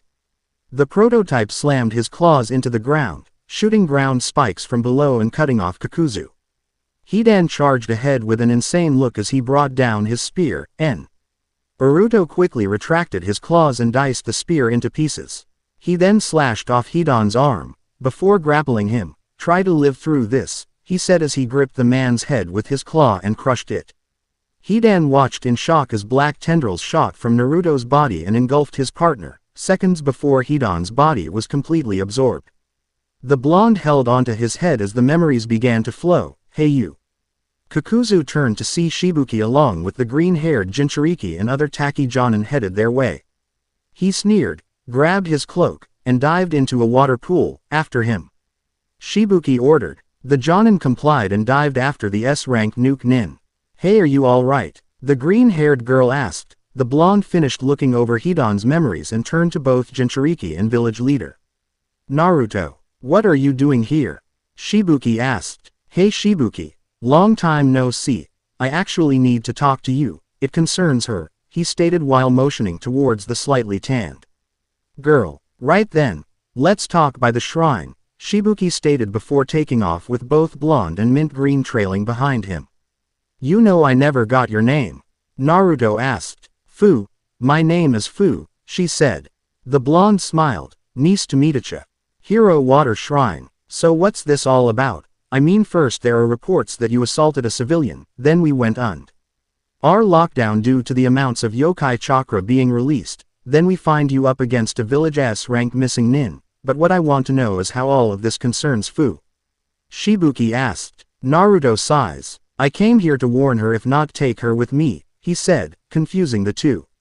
"Why's that? 3 years ago, I was confronted by two S-rank Nuke Nin, both wore the same outfit as Kakuzu and Hidan. Their goal was to retrieve my Biju, the Kyuubi no Yoko," he explained, now officially shocking the two. "Why, you're a Jinchuriki," Shibuki stuttered. Naruto whispered. "Anyway, they're RT of an organization known as the Akatsuki, and for whatever reason they plan on capturing all Biju and resealing them within a statue. Don't know what they're planning to do with them, but whatever it is, sure as hell isn't a good thing," he said, slightly annoyed that Hidan never paid much attention to their leader. But then why do you need me to go with you?" Fu asked. "I'm just trying to get you out of here. The Akatsuki know the location of most Jinchuriki and are already starting the retrieval," Naruto stated. Don't mind me asking, but what happens when a Biju is removed from the host?" Shibuki asked. Seeing as he wasn't the one to seal the Nanabi within Fu, nor did he have much knowledge of the Jinchuriki. Naruto turned to Fu, who was just as curious, before turning back to Shibuki. "They die," he said. Fu paled in shock, while Shibuki went wide-eyed. "I plan on finding and taking the Jinchuriki away to a secured location, from there, train them to use their Biju, and eliminate the Akatsuki," the blonde stated. A moment of silence. Fu came to a decision. "I'll go with you," she said. Fu, are you sure about this?" the village leader nearly shouted. "Hi. Sorry Shibuki-sama, but I do believe it's safer with him than it is here. With the Akatsuki after me, I'll be having to fend myself against them and the villagers," she replied. Shibuki sighed. He knew it was true. The civilians would take any chance they got at attacking her. There was also the fact that the shopkeepers were incredibly unfair towards her. He always wondered when she would snap and fight back. "Very well, you may go," he said. Fu smiled and hugged the elder man. "Don't worry Shibuki, I got her back," Naruto stated. Fu playfully punched him in the shoulder. Worry about me when we come. Across an Akatsuki, she said with a grin. Few miles out of Takigakure. Kakuzu sighed in relief as his threads wrapped around two hearts and absorbed into his chest. He looked down at the now dead shinobi. Damn that Gaki. Next time I see him I'll tear him to shreds, he thought. Kakuzu. The man turned to see a large Venus flytrap merge out of a tree. Zetsu, what are you doing here? He asked. Leader Sama just wanted to know if you've captured the Nanabi yet, the yin-yang plant asked. Does it look like we've captured it? Kakuzu nearly shouted. When you put it that way, no you haven't, though I have to ask, where's Hidan? Dead, he said, surprising the man plant. Dead? How can he be dead? He's immortal, right? Quote, best I explain back at the base, there's someone we must be on the lookout for, Kakuzu stated. Next chapter, 4 out of 9. And, here you go guys, sorry if it's not as long as the previous chapters but, I've hit kind of a roadblock on this story, so I will continue at a later time and work on my other stories. Be ready for Archmage Jinchuriki and possibly another chapter of Konoha's Dovahkiin. As of now Naruto knows the precise location of the Akatsuki Ba. Say but won't be infiltrating it until a much later time. For those of you wondering how it was that Kakuzu and Hidan were able to get there so fast, well it just so happens that the Akatsuki base is in the country just next to Takigakure and with the amount of time Naruto and Fu were in the caverns, gave them enough to get there. That's about all I can say right now, I'll see you guys next time, ciao. Gathering the 9 Part 1. N.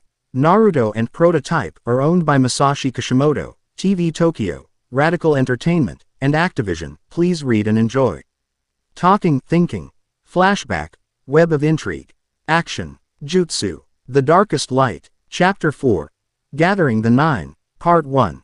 Takigakure. Naruto and Fu stood just within the caverns beneath a waterfall, so that's our game plan, the blonde prototype explained. Having access to Hidan's memory, he had discovered that both Itachi and Kisame were being deployed to Iwa to capture one if not both of their jinchuriki. They had to make sure they got there first. You ready? Naruto asked. Hi. Fu responded, before the two jumped through the waterfall and out into the elemental countries. Shibuki, who was watching them, gave a sigh, as he remembered the conversation he had with Naruto. Flashback. Naruto, you don't mind me asking, what happened to you? The village leader couldn't help but ask, after where has the orange-clad wearing knucklehead gone to? Banishment tends to change people, he answered. Nani? Definitely not expecting that answer. You mean you didn't know? Tisk, I figured they'd pull something like this. Didn't think they could keep the charade up for so long, Naruto responded while shaking his head. Shibuki knew something was up but never knew it was due to banishment. He had requested Naruto for several co-op missions in the past but were always turned down by the Hokage, Council, or whoever it was managing the mission scrolls. So, where have you been all this time? He asked. Training. Someplace no one would ever hope to find, Naruto responded. This got him interested but before he could ask, Fu had arrived with a pack stuffed with several clothes, food, scrolls, equipment, etc. End of flashback. Naruto and Fu were currently hopping from tree to tree at Chunin speed. Naruto knew he was faster but had slowed down in order for Fu to keep up with him. The two continued until they came across a canyon, indicating that they have reached the border to Earth Country. You ever been to Iwa? The blonde asked. Sadly, no, Fu replied. Naruto scratched the back of his head. Alright, I got this, Fu turned to him. With a raised eyebrow, sending out a sonar pulse, the blonde detected 3 high chakra signatures. 2 were close to each other while the other were more distant. I'm assuming that the third is the Tsuchikage, he thought. Fu noticed that his eyes were glowing yellow. 2 of the 3 largest chakra signatures are in that direction, Naruto pointed. The mint green-haired girl raised an eyebrow. Is he a sensor type? She asked herself. Akatsuki base. Standing over a large demonic statue, or more specifically, its 10 fingers, stood 9 figures. A 10th member street oohed over the head while narrowing his eyes at the organization's surviving, immortal. Can you run that by us again? Actually I couldn't catch that, Deidara asked, not being able to hide his surprise. I'd rather not repeat it, Kakuzu replied. What's there to get? Hidan was always the arrogant one. It's obvious that he underestimated his opponent, the organization's puppet master retorted. True as that may be. Our opponent is definitely someone we should be wary of, Kakuzu replied. How so? Their leader asked. First off, this guy can perform jutsu without the use of hand signs. He manages to destroy 2 of my hearts and forced me to damage a third. He then takes my Atsugai pressure damage at point blank and only leaves a few scratches. That shouldn't even be possible no mat. How skilled one is, the Taki Nuke Nin explained. This caught everyone's attention. Atsugai was one of the most powerful wind-based jutsu out there, and to survive at point blank would be impossible. Is there anything else you can tell us about him? The leader asked once more. Kakuzu nodded. He don't know much about this, but he seems to possess some form of jutsu that allows him to morph his arms into various weapons. Could be a Kekkei Genkei bloodline of some sort, he responded. What did he look like? Sounds like someone I'd like to clash blades with, Kisame asked with a toothy grin. The elder man turned to the Kiri Nuke Nin, blonde hair, red eyes, and rough whisker marks on his cheeks, he stated. The Kyuubi Jinchuriki. They all turned to their leader, who had narrowed his rippled pattern eyes. The Akatsuki members looked amongst each other. Itachi, Kisame, change of plans, we'll begin our retrieval within the following month, he ordered. Kisame groaned, wanting to get some action. Fine. Whatever you say, boss, he said as they watched the holograph disappear. Hey Kakuzu, just out of curiosity, how did he kill Hidan? Zetsu asked. The Taki Nuke Nin stared at the human Venus flytrap for a few seconds. He absorbed him, Kakuzu answered, thus surprising everyone still present. Earth Country 7 p.m. After hours of non-stop travel, Naruto decided it was best for Fu to rest up. He, unlike everyone else, was prone to exhaustion. They made camp in a hollowed-out rock and started a fire. You sure you don't want anything? Fu asked as she munched on a rice ball. It's all right, thanks to my Kekkei Genkei. I have no need for food or rest, he explained, not wanting to reveal much about the Mercer virus. You have a Kekkei Genkei? She asked, genially surprised. It's not every day you meet a jinchuriki with a bloodline, much less travel with one. What does it do? Naruto pondered for a bit. It allows me to consume and assimilate, he said.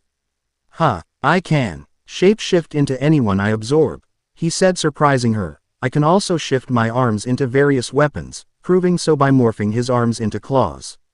Fu had her eyes locked onto his limbs. They were just intimidating. They were extremely sharp, not able to touch the blades without cutting herself in the process. Naruto and Fu sat quietly for several minutes, staring at the fire, listening to the sound of the calm wind passing through the night sky. Naruto, you said you were planning on training all of us. Does that mean you have perfect control over your biju? She asked. Not exactly, have perfect control, but not because of my biju, he responded.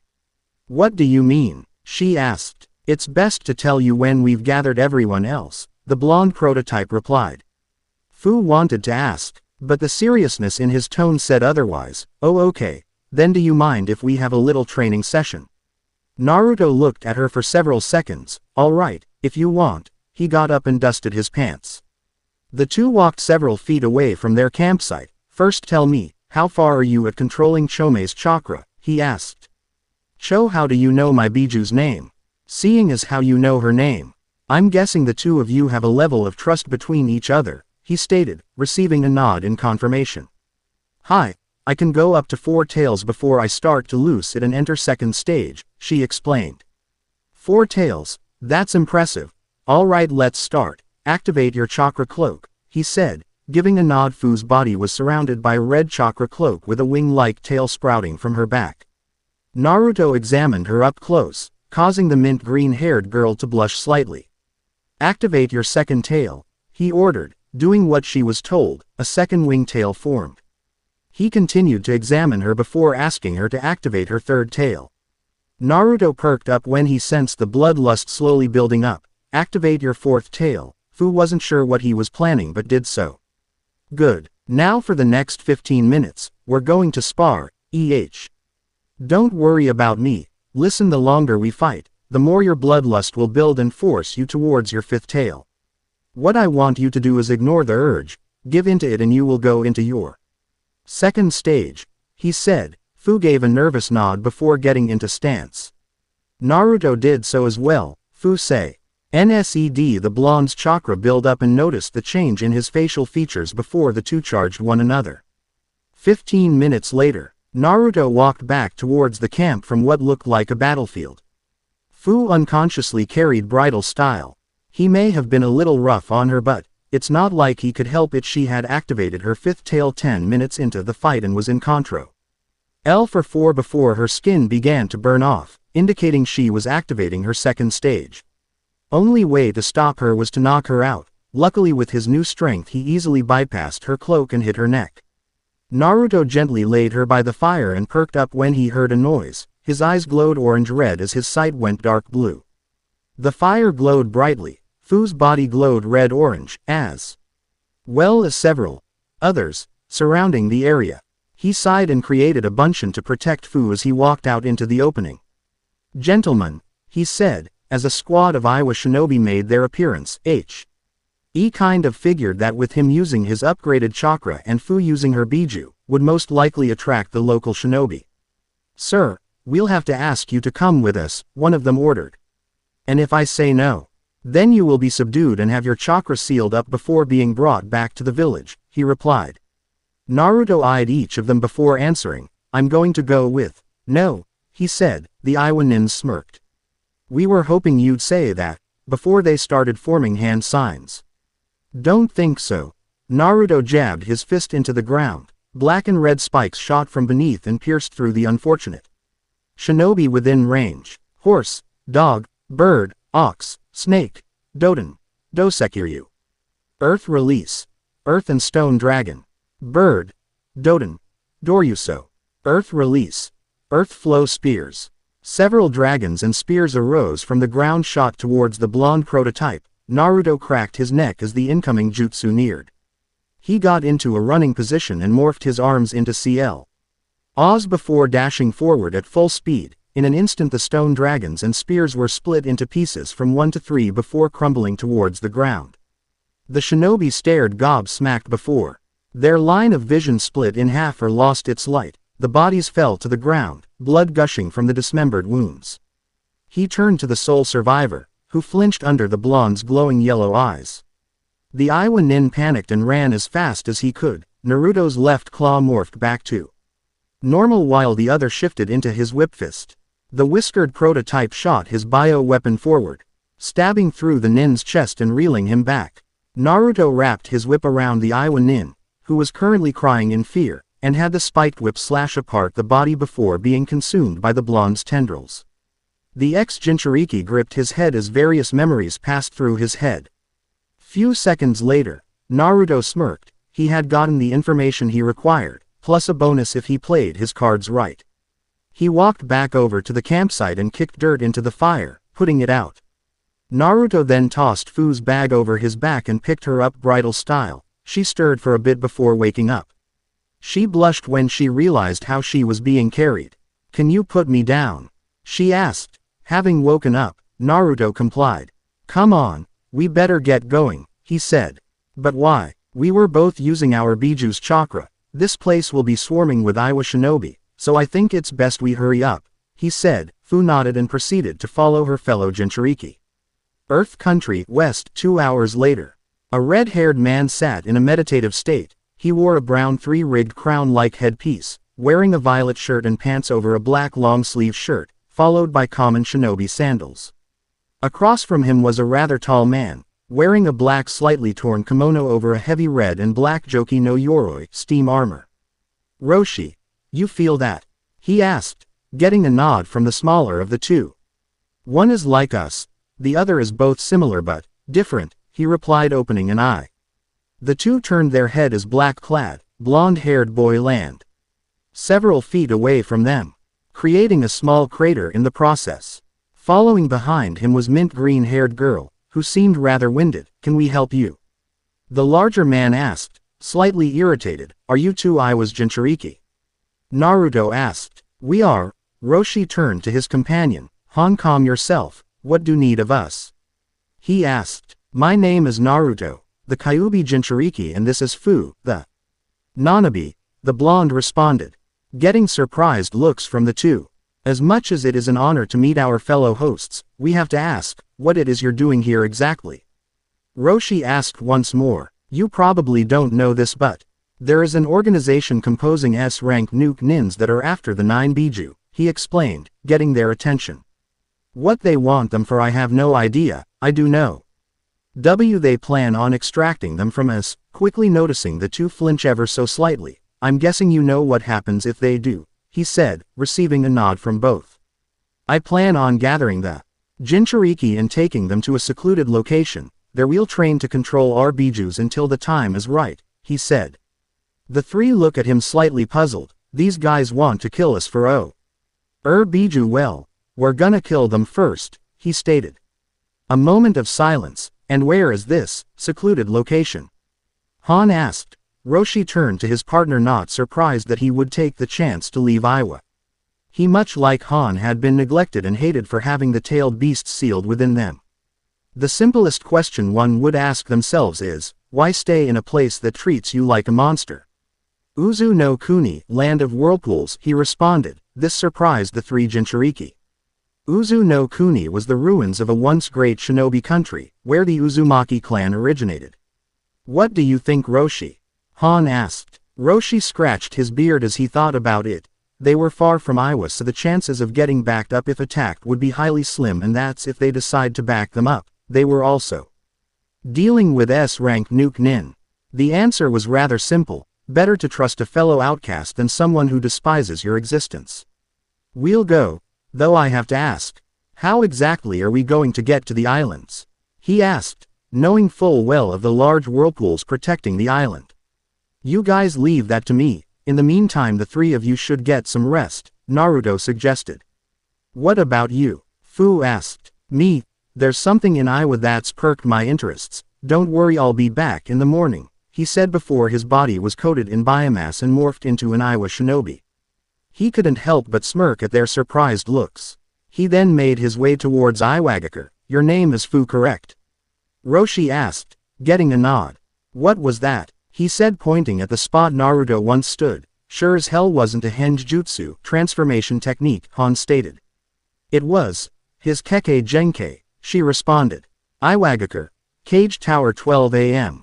Naruto casually walked through the halls of the tower. He had been spotted by a few shinobi while on his track and dealt with them individually. He was now searching within a somewhat familiar room, looking through various scrolls. He had finally found a large chest after savaging through a 4-foot pile of scrolls. The blonde prototype morphed back to normal and shifted his right arm into claw. And sheathed a finger through the keyhole. He turned while hearing a snap, indicating that he had sliced apart the lock and pulled out. Naruto opened the chest to reveal a large scroll.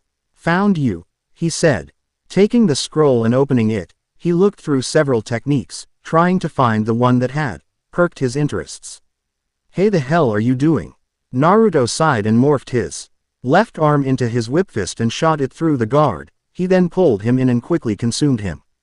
The blonde continued to search through the scroll until his eyes landed on the jutsu. Shouldn't have left the secret to your flight technique in this oniki, he whispered as the virus activated his photographic memory, completely memorizing the supplementary jutsu that had been passed down by the Tsuchikage. Naruto made sure to memorize every detail of it. Once he was about to close the scroll but figured that wouldn't hurt to learn at least one more jutsu from Iwa's Kinjutsu scroll. Doro Ningyo, Mud Golem. Let's start with that. Earth Country, West, 7:15 a.m. Fu groaned as the sunlight hit her face. She yawned audibly, rubbed her eyes, before getting up from her bedroll. She made her way out of the small shack and winced as the sunlight shined brighter, not used to the light. She turned to see Roshi laying on the one-step porch. No, I'm from Takigakure, the sun doesn't shine bright until 8 or so, she responds while stretching her limbs. Where's Han? She asked. He got up early, went to do some hunting, won't be back till later. Hunting? Say, have you seen Naruto at all this morning? Quote, can't say that I have, he replied. Fu sighed and sat down. Makes you wonder, doesn't it? She turned to elder host. What would a bunch of S-rank nuke nin want with the 9 biju? He asked himself. Fu shrugged, not knowing the answer. Do you think the biju might know something? She asked. They might. Then again, they might not. It's something we'll have to discuss with the other jinchuriki, he stated. 10 minutes later, Han returned with a stag over his shoulder. While they waited, Han proceeded to skin the animal while Roshi got the fire going. Hey guys. They stopped and looked up to see a black bullet speed towards them. Whoa. Han got into stance. Naruto flipped to his feet and gracefully levitated several feet off the ground. Wait a second, is that? Roshi stated. The Tsuchikage's flight technique. Yup, he responded. Han crossed his arms with surprise clearly pasted over his face. I take it that this is what you were looking for? Roshi asked. Naruto nodded. Yeah, even learned a few kinjutsu while I was there, he responded. Roshi and Han raised an eyebrow while Fu was staring at the blonde in awe. Aw, come on guys, it was Fuin no Sho, scroll of seals, who wouldn't look into it, he stated. Roshi rolled his eyes while Han and Fu turned their heads away sheepishly. He does have a point, they thought in sync. I was Fuin no Sho, how'd you do it? He asked. Naruto shrugged and morphed into various Iwa shinobi. It's quite easy when they don't suspect a thing, he answered. Roshi scratched the back of his head. What a strange bloodline, he thought. Well, you guys go ahead and eat. Once you're done, we'll make way for Suna, Naruto stated. Why Suna? Fu asked. The Ikibi jinchuriki, Han answered. You think he'll help us? Gaara's a good friend of mine. I know he will, the whiskered blonde answered. Next chapter. Gathering the 9 Part 2. Sup guys, and all I have to say is Merry Christmas, Happy Hanukkah, and Sweet Kwanzaa. I actually waited until midnight to post this, so this is my gift to you guys. Now, this is indeed a saga which will be up to 3 maybe 4 chapters. They will come shortly later this month following January. Now, most of you wondering, I had Naruto learn 2 kinjutsu along with the flight technique. One is mud golem, the other is a secret. Do not worry, there will be more use of bio-weapons in the next chapter, and they will learn about the Mercer virus towards the end of the saga. Anyway guys, that's about it. See ya next time and have a happy holiday. Ciao. Gathering the 9 Part 2. Naruto and Prototype are owned by Masashi Kishimoto, TV Tokyo, Radical Entertainment, and Activision. Please read and enjoy. Talking, thinking, flashback, web of intrigue, action, jutsu, the darkest light, Chapter 5. Gathering the 9, Part 2. Iwagakure. Oniki, 3rd Tsuchikage of Iwa, sat in his office, puzzled of the events that had occurred the night before. After detecting 2 high chakra levels, to that of a biju no less, had sent a squad to investigate and hadn't heard from them since. Then several employees had reported blood stains scattered throughout the cage tower. He had sent his granddaughter Kuretsuchi to retrieve samples of each stain and have them analyzed. Not a second later, a Jonin appeared in a cloud of smoke. Tsuchikage-sama, we ha. Vei list of whose blood belonged to, he said, handing over a clipboard. Oniki read through the page and was in shock. These men were the ones guarding the tower, or more specifically the Iwa's Fuin no Sho, scroll of seals. To the scroll room, now, he ordered, receiving a hi. In return, few shinobi stood around Oniki as he stared into the room. 2 Jonin searched the room high and low until the Y turned to their cage with a confused expression. Tsuchikage-sama, it appears that nothing's been stolen, the Iwa Chunin stated. What? Oniki replied, when an Anbu squad appeared behind the group. Tsuchikage-sama, we found the squad you sent overnight. The aged cage gave a look that said, continue. We found their bodies near the border, or what was left of them. Their bodies were slashed apart. Possibly by kenjutsu or wind-based jutsu. Oniki's face turned grim. Who would go to so much trouble to infiltrate his village and leave with nothing? Was it another village or a nuke nin? That's when it hit him. They didn't need to steal anything. If they had managed to make a copy, send every able squad and have them patrol the entire country, he said, both surprising and confusing his shinobi. Whoever did this might have made a copy of our Fuin no Sho. Getting the picture, the group dispersed and readied the search. Sunagakure. 8 hours later. One Tsubusa and Suname stood by their posts. Like every other day they patrol the walls of their village. Thankfully nothing huge has happened within the year, hopefully it would stay like that. It was then that Tsubusa caught the sound of flapping insect wings.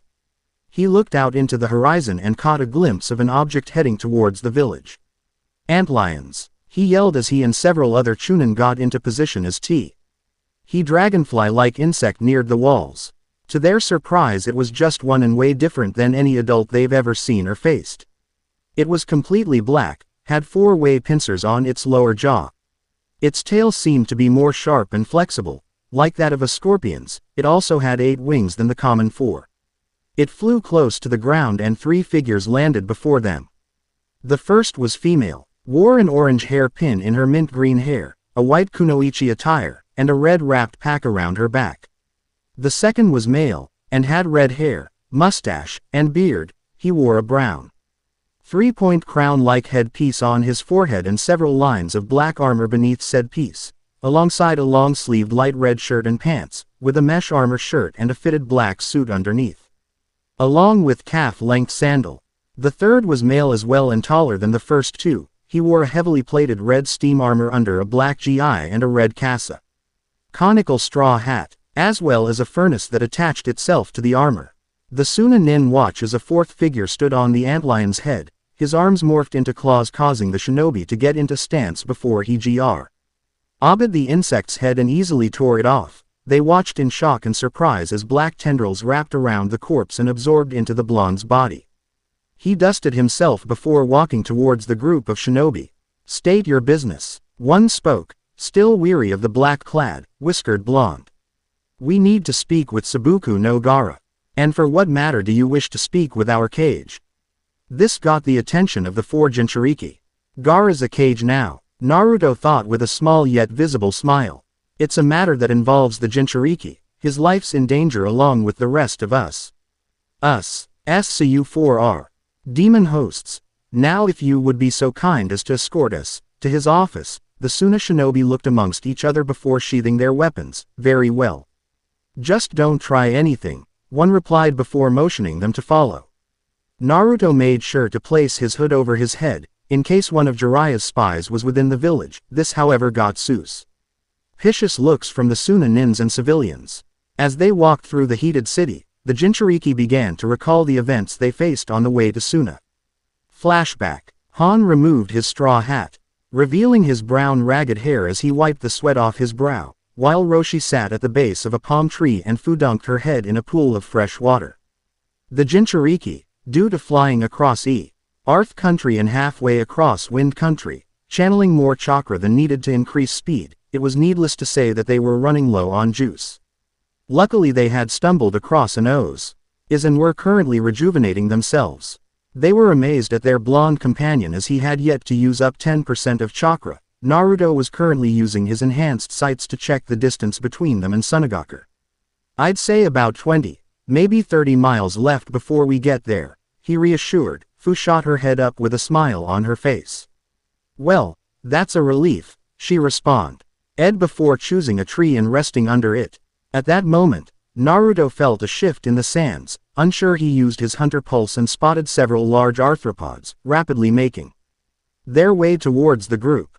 "Get back," he shouts. Placing the group on high alert before following orders, Naruto jumps back as an antlion larva bursts from the ground, pincers ready for clamping. Naruto breathes out a stream of orange flames and setting the insect ablaze. The antlion screeched as was burned alive. Following the first, many more antlions began bursting from sands. "Well, looks like we get to some training after all," Fu states while cracking her knuckles. Of course, being the jinchuriki of the 7-tailed beetle, she felt some form of guilt for having to kill her insect brethren. However, seeing as how these antlions desire the taste of human flesh, she could make an exception. Tiger, snake, ram, futon, kami oroshi. Wind release. Divine down current, Fu declares as she fires an open palm whirlwind. Dragon, tiger, hare, Sweden, Mizorapa. Water release. Water trumpet, Han lowers his face mask and shoots a powerful water stream, colliding with Fu's jutsu.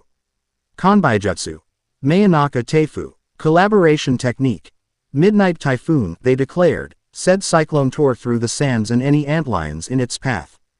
Naruto and Roshi stood back to back as the insects neared. Blonde prototype morphed his arms into claws while Roshi quickly went through hand signs. Tiger, snake, boar, ox, Yoden. Yogan Katamari, lava release. Lava globs. With great accuracy, the antlions were reduced to nothing. The ex-Jinchuriki hacked and slashed apart antlions with his razor limbs. He grabbed a pair of pincers and tore them off before tendrils surrounded the insect and was quickly consumed by the blonde. Naruto felt a small shock crawl up his spine as his arms were shrouded in biomass before morphing into a pair of sharp, yet jagged pincers like a rougher variant of a stag beetle's pincer. With his new weapons, Naruto held an antlion in place before bisecting it with his pincers. As more came he swatted them away with the blunt yet spiked part of his weapons. Asn't until they heard a loud buzzing sound did larvae stop their assault. Out of the sands rose 4 lacewings, adult antlions. The 4 let out a loud screech causing the 4 Jinchuriki to hold their ears.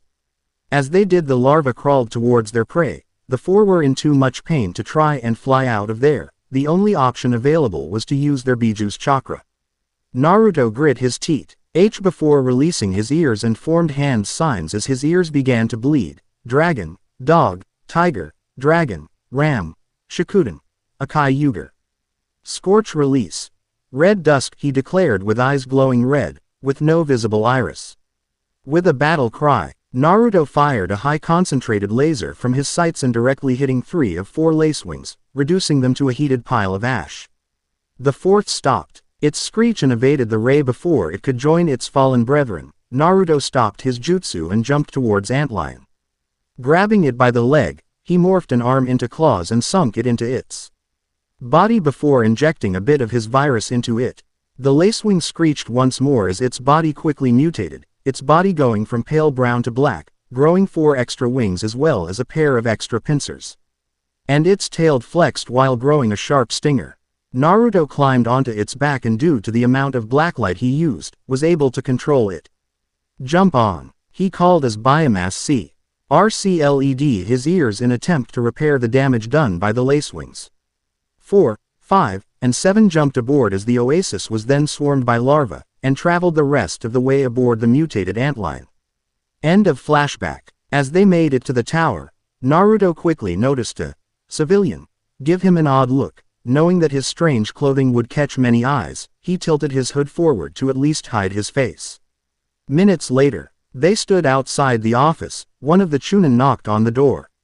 Enter, they heard from the other side, in a monotone voice. Upon opening the doors, the Y were greeted by a slightly shorter young man. He had a blood-red kanji for love tattooed on the left side of his forehead, had short spiky auburn-colored hair, and wore the standard white and blue cage robes. Kazekage-sama, we have outsiders who wish to speak with you. They state that it's a matter amongst the Jinchuriki. Gaara took a glance at the group. What caught his eye the most was hooded blonde-haired man before nodding. Very well, let us speak alone, he states. The Chunin eyed the Jinchuriki cautiously before leaving the room. Kage turns to see the hooded blonde smile at him. It's been a while, Gaara. Didn't think you'd become Kazekage either, Naruto said before removing his hood, and surprising the redhead. And Naruto, what are you doing here? What can't I visit an old-time friend? Last I recall, we fought and nearly killed each other in Konoha's invasion. This caused Naruto to laugh out loud. Good times. Now causing the 4 Jinchuriki to sweat drop. Gaara shook his head at the blonde's antics, despite wanting to take his life in a Shukaku-induced blood rage. It was the same blonde who caused him to change and value life instead of his own existence. So, what's this about the Jinchuriki? He asked. This caused Naruto's expression to darken. Tell me, Gaara, what do you know about an organization called Akatsuki? Outside the tower, a Toin civilian clamped his hands together in a ram hand sign, in attempt to listen in on the cage's conversation. Do you have any idea what they want them for? Not a clue. Hidan never paid much attention to anything other than orders. Either way, what will you? Naruto, the civilian, gasped and proceeded to channel more chakra into his ears when a spear-like fist tore the wall and impaled the man. Tendrils wrapped around him before he could yell and was pulled inside the tower through the hole the whipfist had made, breaking the man's bones and shredding his skin open in the process.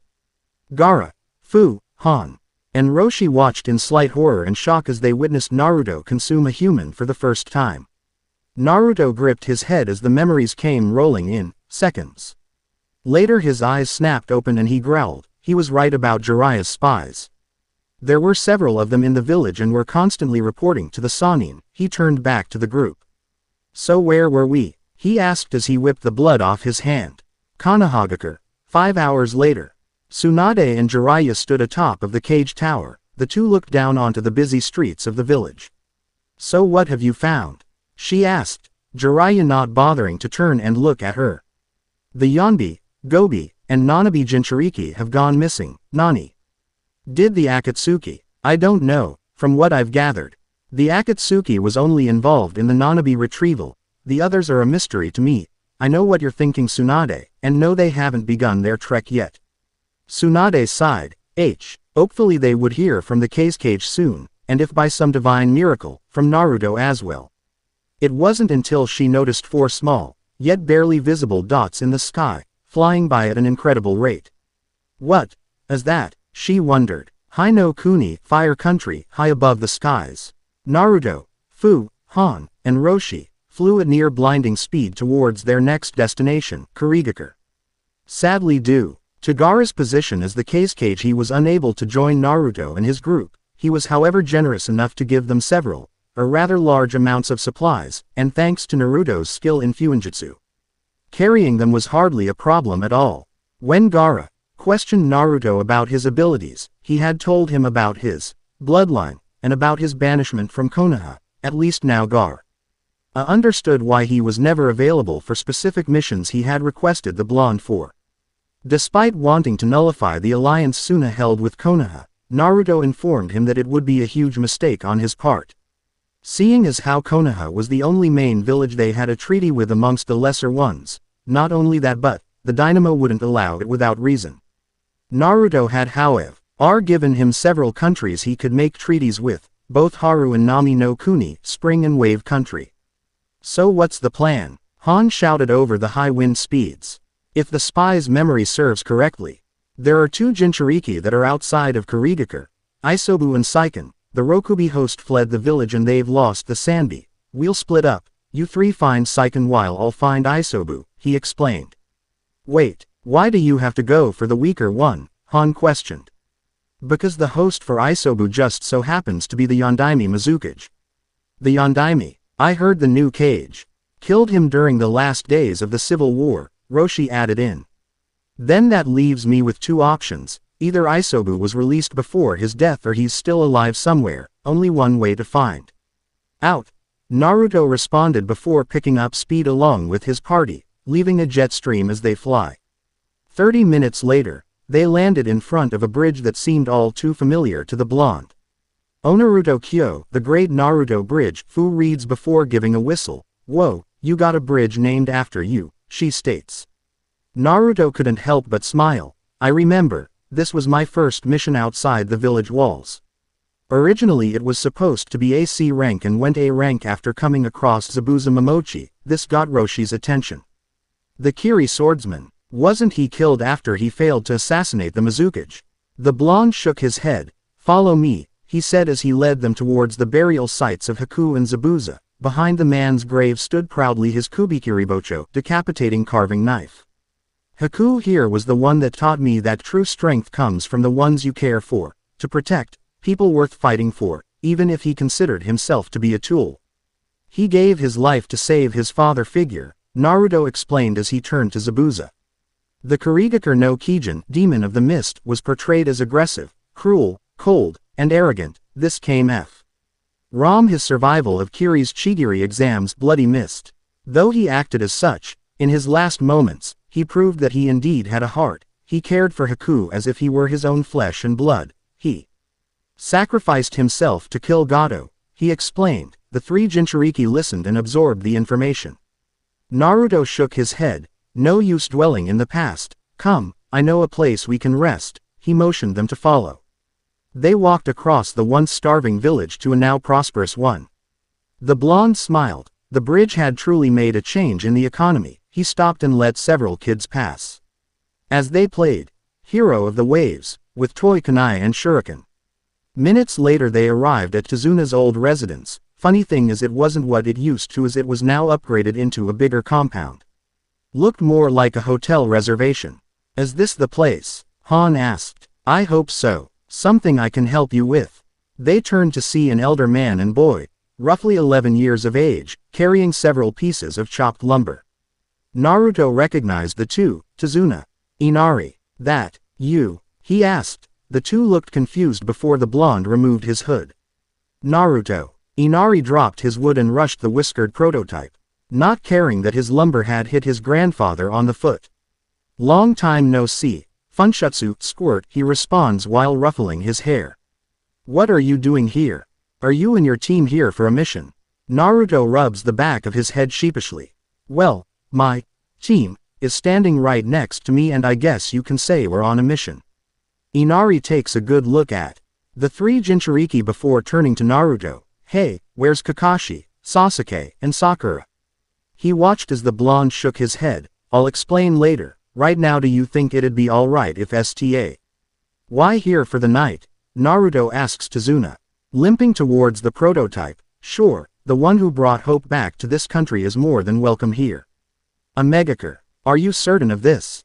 The only available evidence was Kakuzu's word. Zetsu has gone to retrieve the body, but there was none for him to devour. "And the ring? Gone." An orange swirl masked figure grunted in frustration. "That Abscess with only 8 of 10 rings. It'll take us longer to extract the biju the less we have," he thought. As it stands, the only technique known to be able to extract a tailed beast from a host and seal it within the Geto Mazo, demonic statue of the outer path, was the Genryu Kyufujin, Phantom Dragon's 9 consuming seals. It required certain individuals with exceptionally high amounts of chakra, as well as 10 special rings. All who in the organization's possession, until an ex-member, Orochimaru, left with his after failing to possess Itachi's body and lost their most recent member, Hidan. Leader Sama. The three currently present turned to see Zetsu as he emerged from the wall. "Hate to be the bearer of bad news, but it would seem that the Yonbi and Gobi Jinchuriki have disappeared," it informed. Beneath the swirl mask a single Sharingan eye flared in anger. "What? It seems they ditched Iwa after a small incident involving their Fuin no Sho. They could be anywhere by now," it explained. "Then we must hurry preparations, make sure that the Geto Mazo is ready within the week." Mizu no Kuni. The following day.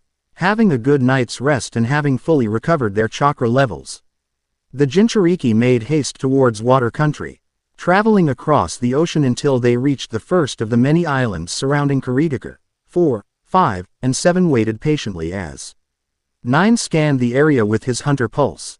Roshi found the ability rather extraordinary. No matter where one can hide, no matter how low you can hide one's chakra level, as long as their heart keeps beating.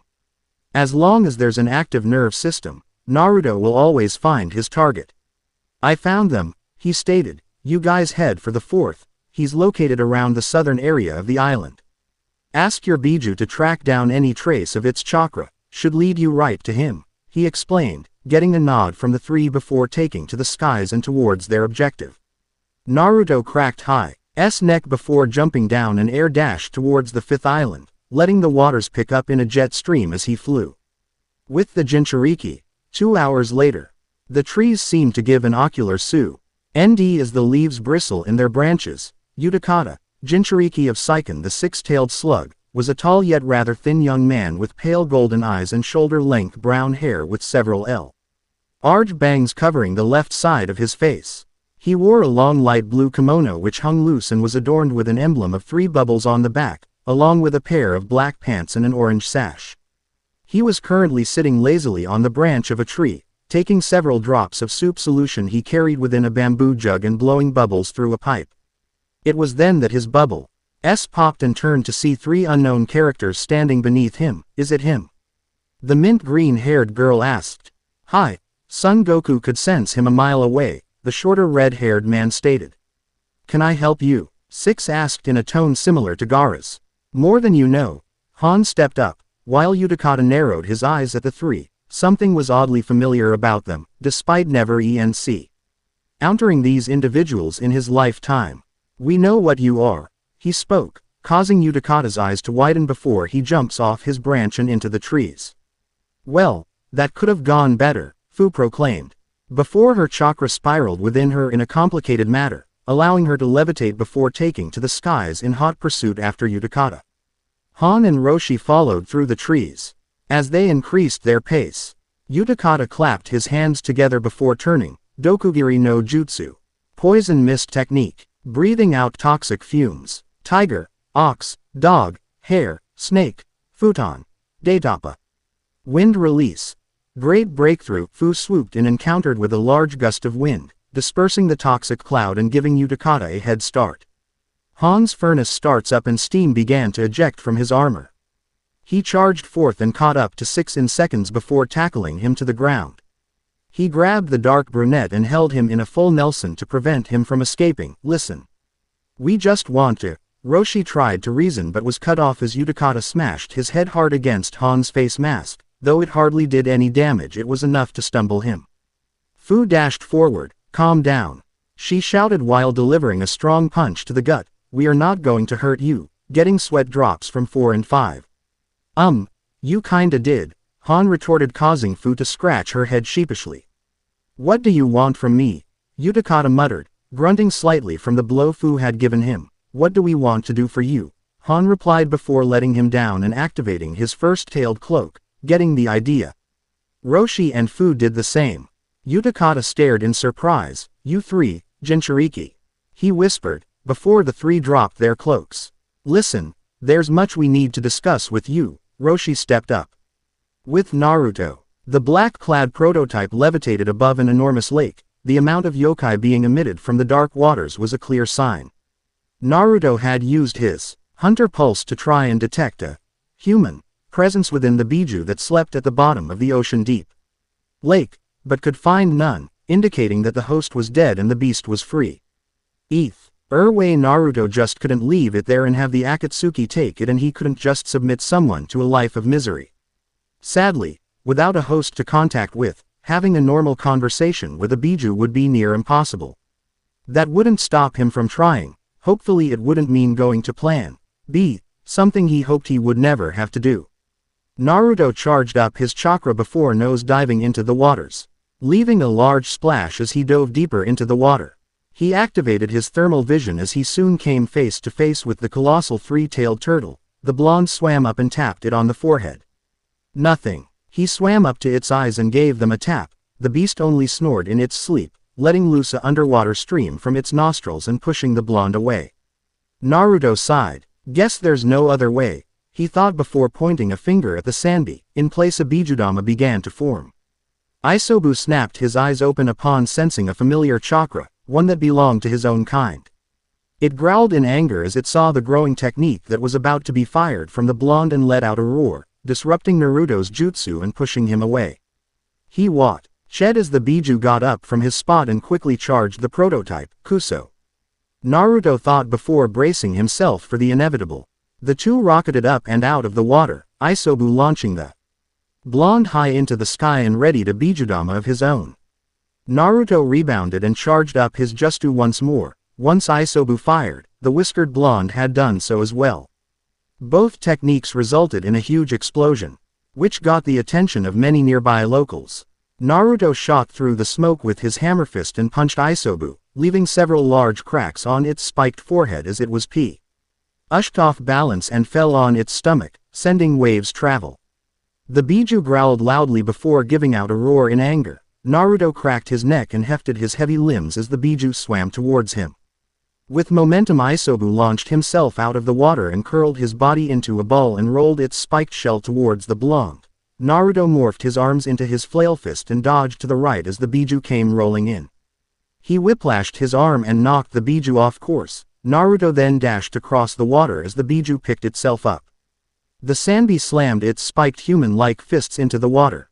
It gave a chakra-enhanced roar and sending a tidal wave, which grew larger as it sailed across the water. Tsunami, Naruto thought as he went through hand signs. Rat, Dog, horse, tiger, ram. Dragon, Shikuden. Natsumoya, scorch release. Summer haze, he declared whilst raising a finger to the sky.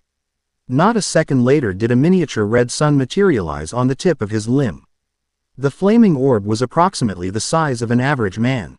It then gave off visible heat waves which spread across the lake. The tsunami quickly began to evaporate along with the body of water as more heat waves were generated.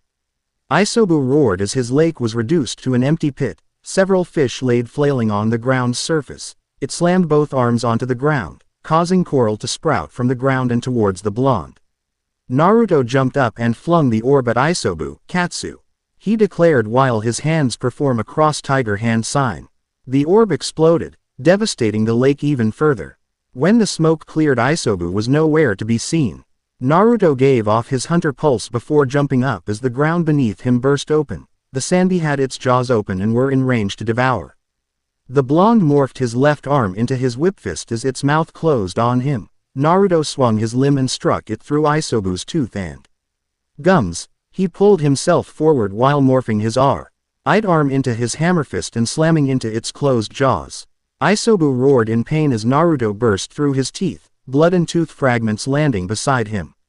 The Sanbi glared at the prototype. With hardened eyes before exhaling a strange mist, Naruto braced himself before his vision went blurry.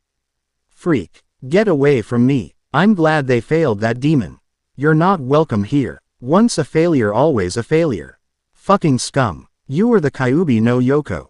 Naruto clenched his fists as he was tormented by images from his past. However, that last vision was what crept a smile on his face. That's right. I am the Kyuubi no Yoko. He shouted as the illusion Isobu placed on him shattered like glass as his chakra visibly span around him in a cyclone-like pattern.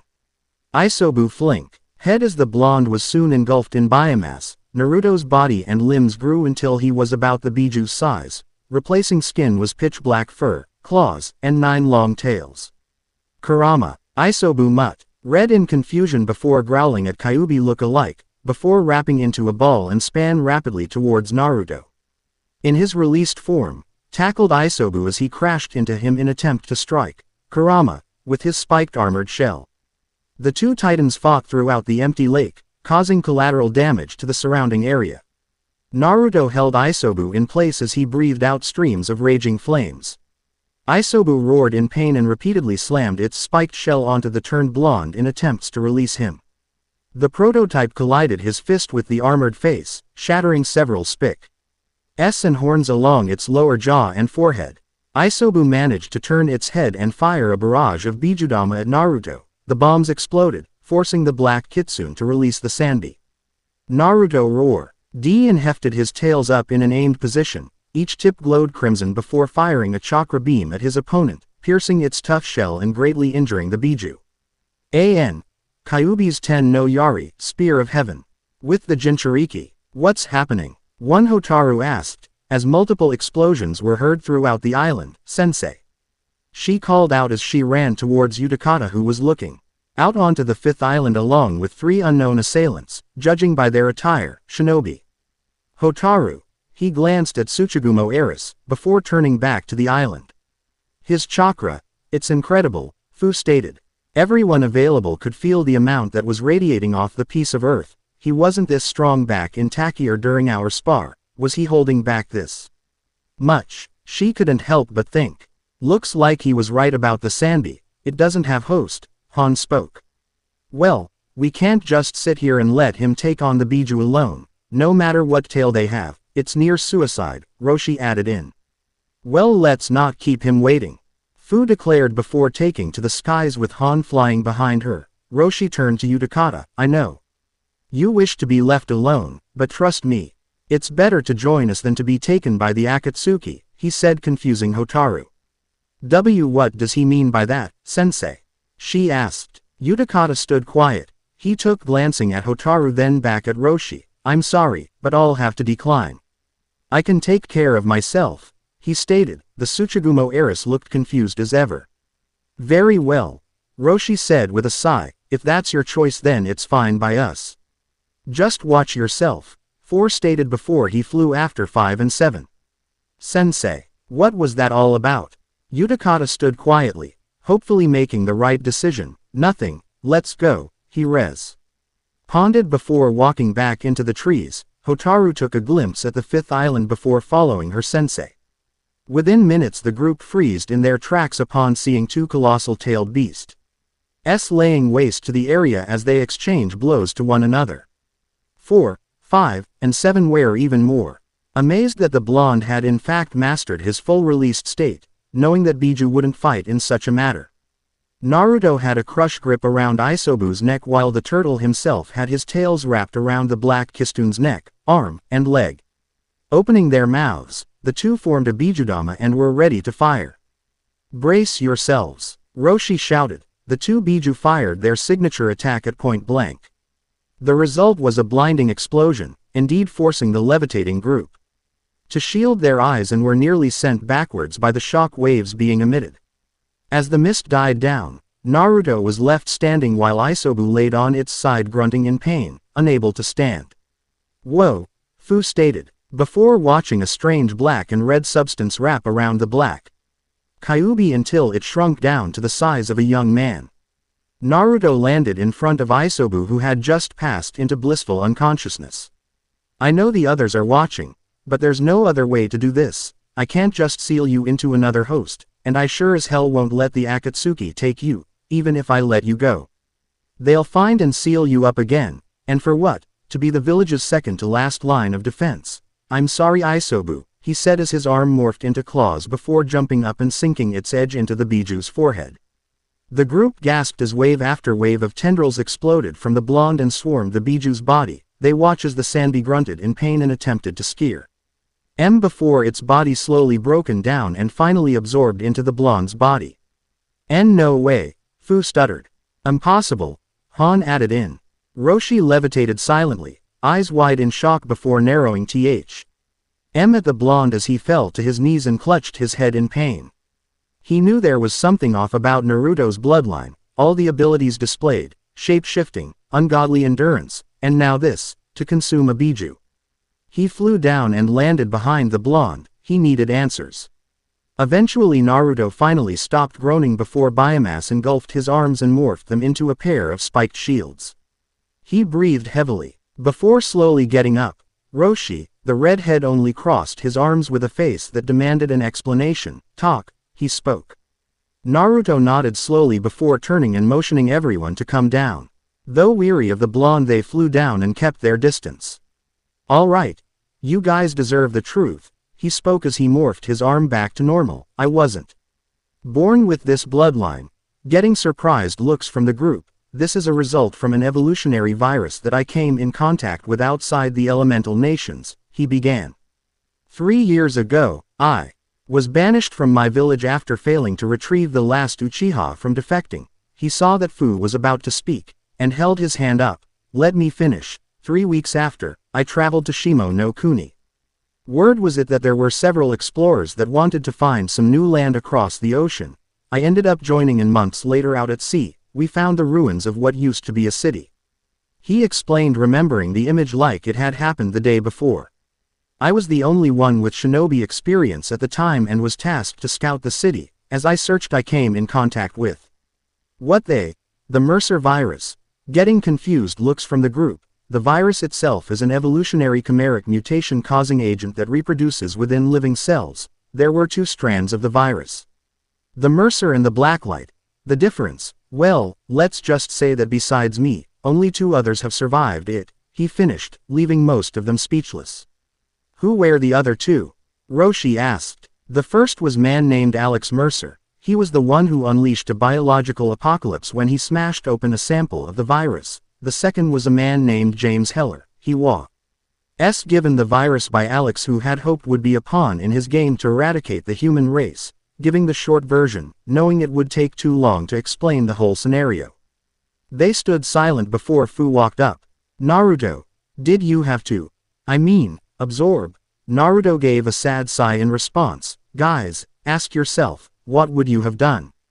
He awaited a response, but received none. I couldn't let the Akatsuki have him. And I'm not going to reseal him into another host. If I let him roam free, they would eventually find him and just seal and use him. it's a never-ending cycle that had to come to an end. This was a difficult decision, one that I hope I'll never have to repeat, he explained. Roshi closed his eyes. He knew the blonde was telling the truth and knew he was right. If they had swapped places, what would they do? What would any of them do? Did the same happen to Kurama? Han asked. Naruto nodded slowly. When I first gained the virus, it took him as it reconstructed my body. I didn't know until several months after when I first consumed a Blackwatch operative, he spoke.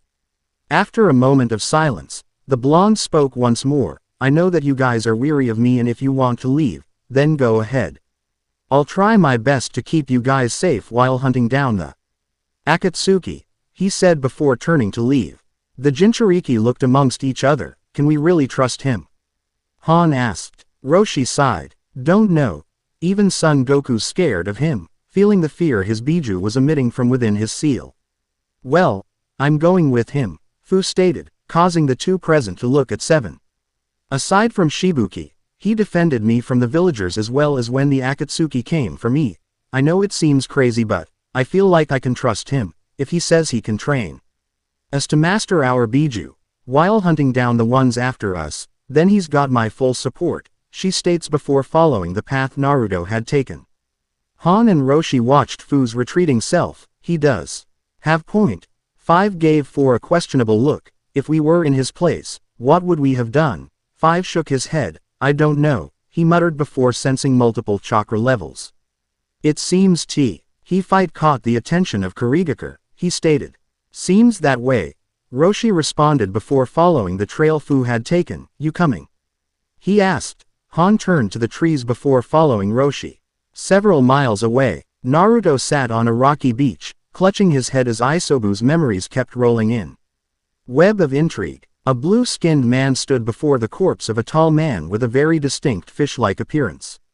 Kisame wrapped the newly obtained Samahata on his back before a shadowy figure appeared from around the corner. Good job, Kisame. I figured he wouldn't let his guard down arrow. Owned you, and I was right. He took a glance at the corpse.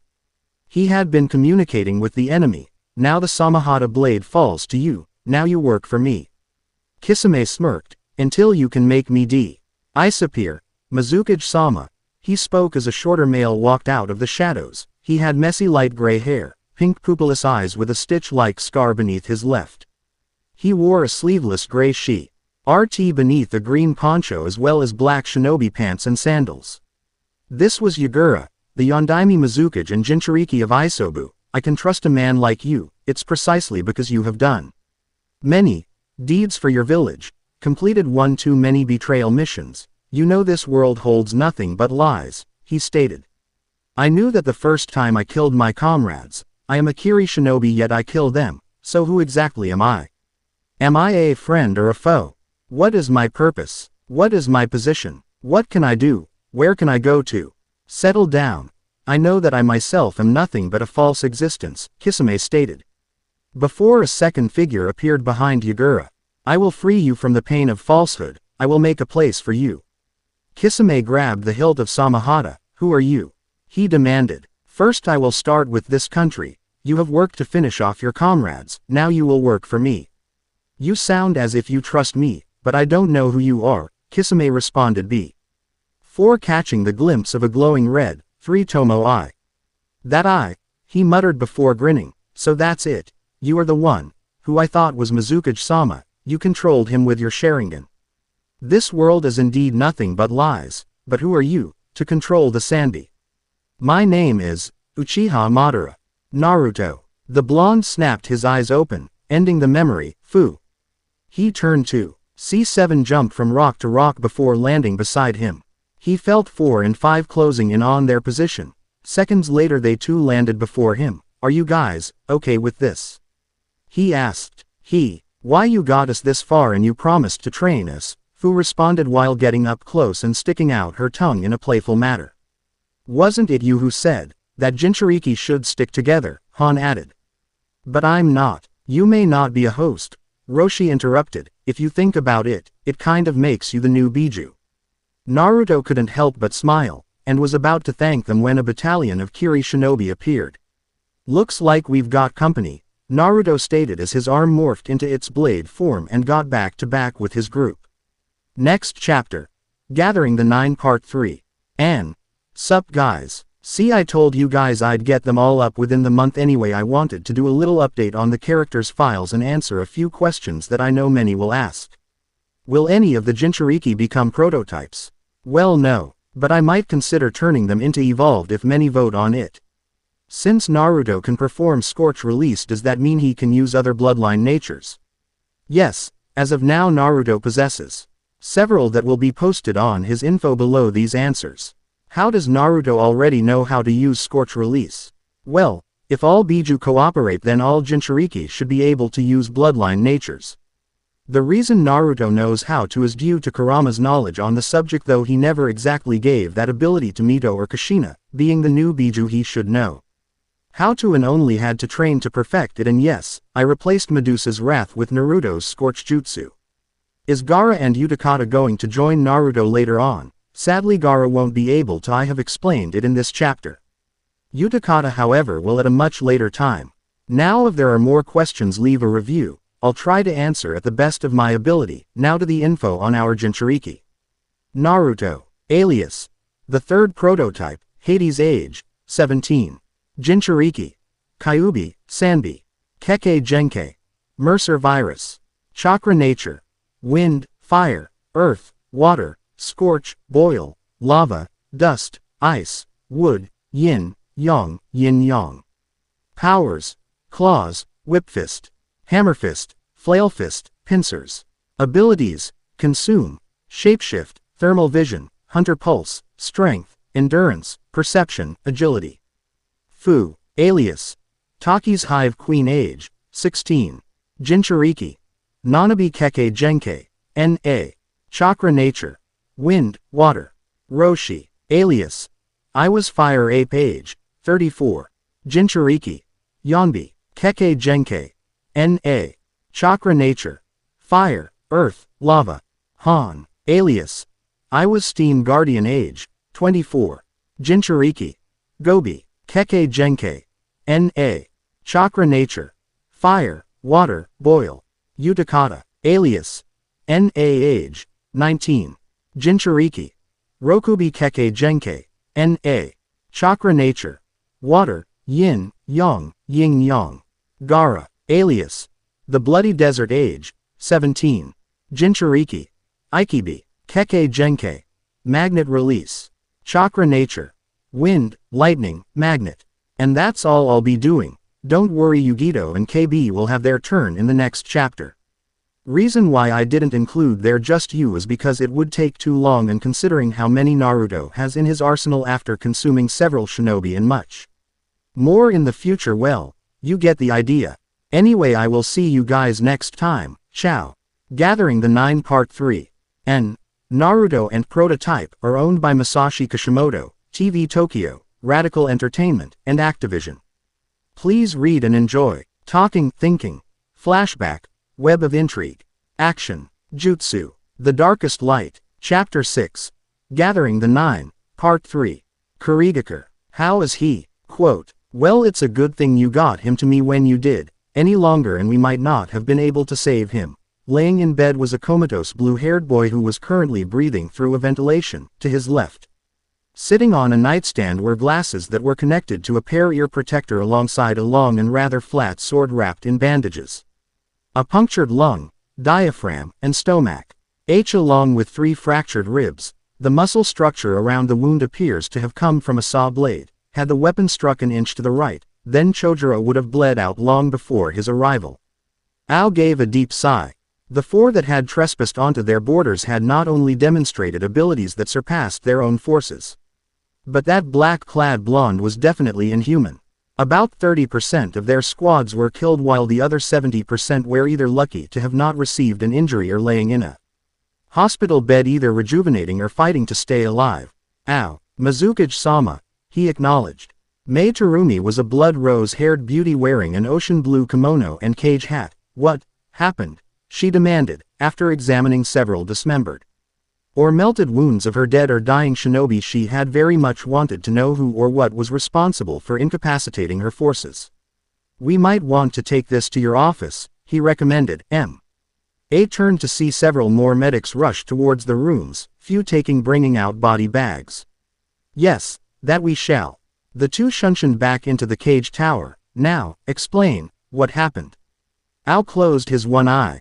When we had tracked down the source of the Sanbi's chakra, we were expecting the Biju to have resurfaced. That wasn't the case. Flashback. Trees fell and blood splattered, having I led to get information out of the 4 intruders. The end result was a struggle between the unknown enemies and the Kiri shinobi. Their forces were quickly thwarted by the use of the Elder's Yoden-based jutsu. Didn't think they'd have a Yoden user. This will make things more difficult, Ao thought as his eye patch was removed and his Byakugan blazing to life. The tall red, heavily, steamed, armored man slammed a bone-crushing fist onto a Kiri Jonin, breaking the rough stones beneath them to pierce the man's backside and blow a crater below them. The force itself knocked away nearby shinobi. Ao could see several Chunin have their throats torn out by the green-haired member of the group. Through his all-seeing eye, he was able to see that they were under the influence of a B-rank genjutsu. With a burst of chakra, he found himself in front of her, easily blocking a kunai strike with one of his own. With a kick to the abdomen and an open palm to the chest, Fu was knocked back several feet, causing her to drop the illusion. Ao quickly sped through hand signs as Fu doubled an intake for oxygen. While not as lethal as the Hyuga clan's gentle fist, his palm technique was street wrong enough to deal internal damage with a 10% chance of incapacitation to bodily functions. Sweden. Ya no Kuchi. Water release. Snake's mouth generating a spiraling column of water. And Ao's expertise in Sweden manipulated the rising waters into a snake's gaping mouth. With a hiss, the liquid reptile was sent slithering towards its target, only to suddenly exploded back into nothing before it could even reach 5 feet of its prey. What? The moment his jutsu was neutralized, his Byakugan caught the sight of what appeared to be the 4th member of the team. Shifting his gaze, left and right, his surrounding squad was bisected if not slashed apart. What placed him on full alert was that his Byakugan could only yet barely catch a glimpse of the moving target. Kuso, his hands forming a rat sign, activated his chakra sensing technique, in hopes of detecting where the blonde would strike next. Sadly, he never anticipated for him to have 4 of his ribs shattered by a mere tackle. Naruto flipped onto his feet and tossed the Anbu onto a tree. The full impact caused the plant to snap apart and uproot from its position. While the Byakugan could in fact see anything within its 360 field of vision, it would be considered useless if the user failed to counter something that was much more faster. Fu, how are you holding up? He heard the teen say. All she could do is nod with a slightly more calmed breath. Good, Roshi, Han. Getting the attention of both jinchuriki. We've wasted enough time here. If we stay any longer then that battalion might prove to be a problem. The blonde shouted. He knows. Is he a censor too? Ao thought. Watch out. Fu shouted as the newest member of the 7 swordsmen appeared with his blade, Haramakare, blazing with ocean blue chakra, and ready to decapitate. However, instead of a blood-gushing fountain, the results were that of a sword clash, with sparks flickering ever so often. The blonde's arm had morphed into deadly claws. The blue-haired teen felt a trail of sweat fall down to his chin. His opponent had yet to show signs of struggle between the clashed weapons, and had also kept his attention on the rest of his teammates. Giving a sigh, "Get to Kumo. I'll catch up with you," he stated. To their surprise, the 3 acknowledged and flew off into the distance. They can fly, Chojuro muttered before his blade was forced onto him. An increase of pressure was applied as the razor-sharp appendage clenched the weapon in a vice grip. Dark brown eyes met malicious yellow. In an instant, Chojuro found his blade knocked away from the center of collision and was sent crashing onto Ao by a spinning back kick. Chojuro, you okay? Non-Hyuga grunted, asked, still in pain from the previous attack. I'd be Ying, if I said yes. Spitting out a small amount of blood, he could feel it, his shattered ribs, throbbing out the red liquid that coursed within them. They felt an increase in temperature. Turned their eyes back to the battlefield to see it in flames. Kiri shinobi backed away as they grew larger and burned more fiercely. Ow! Do you feel that? Yeah. That chakra. It feels like that of the Sanbi. A biju's chakra was much more powerful than that of an average shinobi's. It carried rage, power, and most of all, malice, making it nearly impossible to suppress. "Ao senpai, is he a jinchuriki?" This was answered with a quick response. No doubt about it, this amount of malice could only originate from that of a biju. Unfortunately, only a few of our current troops have any experience on fuinjutsu. We'll have to stall him until the SEAL unit arrives. Unbeknownst to them, their opponent heard everything. End of flashback. What happened? What happened? He read us like a bow. Okay, that's what happened. It was as if he was 10 steps ahead of us. I was hasty, and Chojuro paid the price for it. May narrowed her eyes.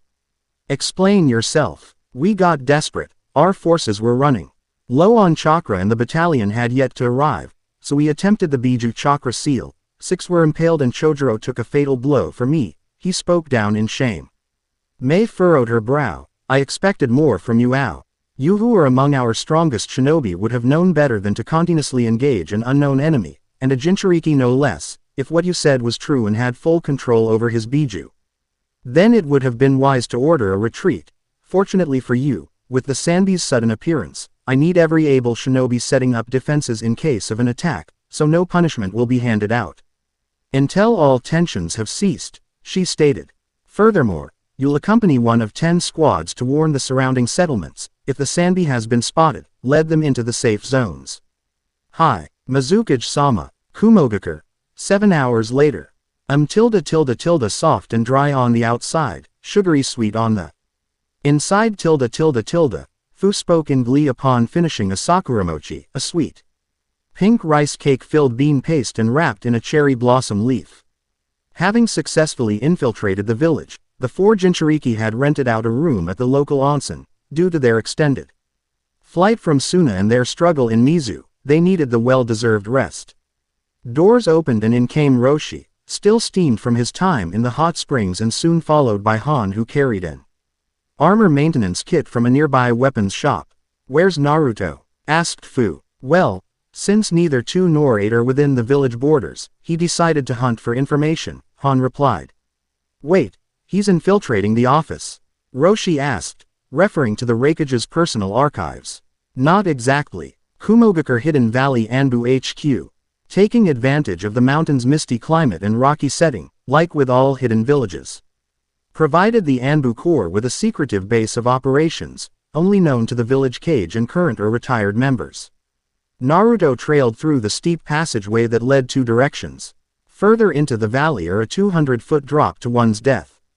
It wasn't too difficult to obtain the location of the base. By targeting lesser-ranked shinobi, he was able to narrow down a few members of the special operatives and consume them, gaining the information he needed to locate and a disguise to infiltrate. He shifted his hands into a cross formation and created 4 clones. Both disguised as an ox, bat, wolf and spider masked Anbu. Biomass swirled across the blonde's body before morphing into a phoenix-masked Spec Ops, not seconds before turning the corner and towards their destination. The purpose of the clones was to serve as his squad as to not draw suspicion from any of the other members. The 5 stepped forward towards a hollowed-out opening and promptly walked through it. Upon entering, a pair of Spec Ops immediately lay eyes on them. However, any thoughts of intruders was dismissed after witnessing the disguised blonde give the hand sign encrypted passcode. Acknowledging, the 2 Anbu stepped aside and let the squad pass. Taking the steps to the lower levels, Naruto accessed his web of intrigue to view his most recently absorbed memories. Learning the HQ's layout, the squad proceeded to the 4th level, an area containing an archive with nearly all of Kumo's recorded intel, no doubt excluding any S-ranked secrets. Ignoring the passing Anbu, he finally stumbled onto a steel-enforced room, guarded by a tiger and dragon-masked Anbu. If his memories served correctly, they were among the most skillful in entire force, both experts in taijutsu and genjutsu. The 2 eyed the 5 that suddenly became 4, their line of sight snapped away as their necks were dislocated and bodies were crushed, skinned, and finally absorbed in a most gruesome fashion. "Ox, wolf, stand guard, bat, spider, you're with me," the original spoke, morphing an arm into claws and shredding the lock's components through its keyhole. With nothing keeping the steel doors closed, Naruto pushed the door open and led his clones into a room with many file containers. Normally, Naruto would have gone on a manhunt and consume any shinobi with knowledge of 2 and 8's location. However, it would prove pointless as the only ones with said information are the Raikage and the Anbu assigned to guard them. He did however learn that the Raikage nay. Veer kept any A nor S ranked intel in his personal archives, instead he had them stored away in the Anbu HQ for safety purposes. Look for anything, reports, logs, records, he ordered. It took no less than 5 minutes to find the desired information, all within a well-hidden floor safe. He dispelled his clones and skimmed through the pages, growing surprised at each passing phrase. Shimigame. This I've gotta see, he muttered. Having read about an ancient colossal turtle that Kumo has raised since its founding, the forest on its back is said to be a training grounds for elite shinobi including the Raikage himself. It's even considered to be the equivalent of Konoha's Forest of Death. According to the records, within the moving fortress resided the Biju Temple, a sacred and isolated area, where jinchuriki can quickly progress in controlling their tenant's chakra. Knowing that almost never let 2 and 8 leave the village walls, the chances of them being on the island were theoretically high. Boss, we've got a squad heading our way, Ox stated, having spotted the spec ops via thermal vision. Right then, stashing the folder beneath his armor and walked out. Once it's clear, dispel yourselves, the original ordered. As he closed the door behind him and took the path they came in, casually passing by the upcoming Anbu. Shimigame. 2 hours later. Makin' beats and RHY. Me's, I'm making 'em live. Yeah, I can go with that, a dark-skinned 35-year-old man spoke. Branding a pair of oval-shaped sunglasses, along with a white scarf, Hitai 8, and one strap, shoulder flak jacket, a red rope belt, and a standard Kumo hand, shin guards, and shinobi sandals. On his left cheek and right shoulder was an imprinted tattoo of an iron kanji, or more specifically the Tekko Fuin iron armor seal. Quickly jotting down the lyrics onto a small notebook, can't you go a single day without rapping? A blonde-haired young woman in a black and violet blouse and pants, both with cloud designs on them, as well as a common Kumo Hitai 8, sandals, and weapon holsters. These were the 2 and 8-tailed jinchuriki, Killer B and Yugito ni. Never, B declared. Not a second later did the surrounding oversized animals look out into the distance, standing up from their seated positions on full alert. The 2 hosts took notice and turned in their general direction. What is it? Asked Yugito. B closed his booklet and surveying the misty horizon. Like most jinchuriki, B possess an advanced sensory ability, allowing him to detect chakra signatures without the use of the sensing technique. Don't know, but it's coming fast, he spoke seriously. Surely enough did a small speck bolted from the sky and landed at the edge of the island, sending out an audible boom upon impact. B. The deep voice of the 8-tailed Ushi-Oni was heard from within said jinchuriki's mindscape. Yo Gyuki, what's happenin'? I don't know, I can feel its power radiating from afar. It's bone-chilling, yet it feels awfully familiar. Think it might be bro. Don't think I've missed out on anything important for him too. No, it's definitely not your brother, it might be mine. Trekking through the unknown training grounds, Naruto scanned the area with his basic hunter pulse as the mist cloaking the colossal turtle's shell shielded the island from any form of chakra-based sensory, giving it the perfect camouflage against shinobi. Several miles in, the blonde prototype noticed a change in the scenery. Tall trees covered all but a few spots of sunlight, leaving the area darker than most. Hearing several snaps and feel the ground quake, Naruto picked up a rather large signature speeding towards him. With a roar, out swung a 25-foot albino gorilla. Naruto took a glance around the ape and zoomed in to spot their nesting grounds. Many families already on the move. Naruto could only guess that his malicious chakra had labeled him a threat to the group. Easy big guy, don't want to. Before he could finish, the ape had already risen both arms and slammed them on his target. Not 2 seconds later were his appendages knocked back. Naruto, who had morphed his arms into black shields, flared his killing intent in attempt to stop the ape's assault. While it did intimidate it, the albino gorilla did not flee, it instead beat its chest and gave a ear-piercing roar.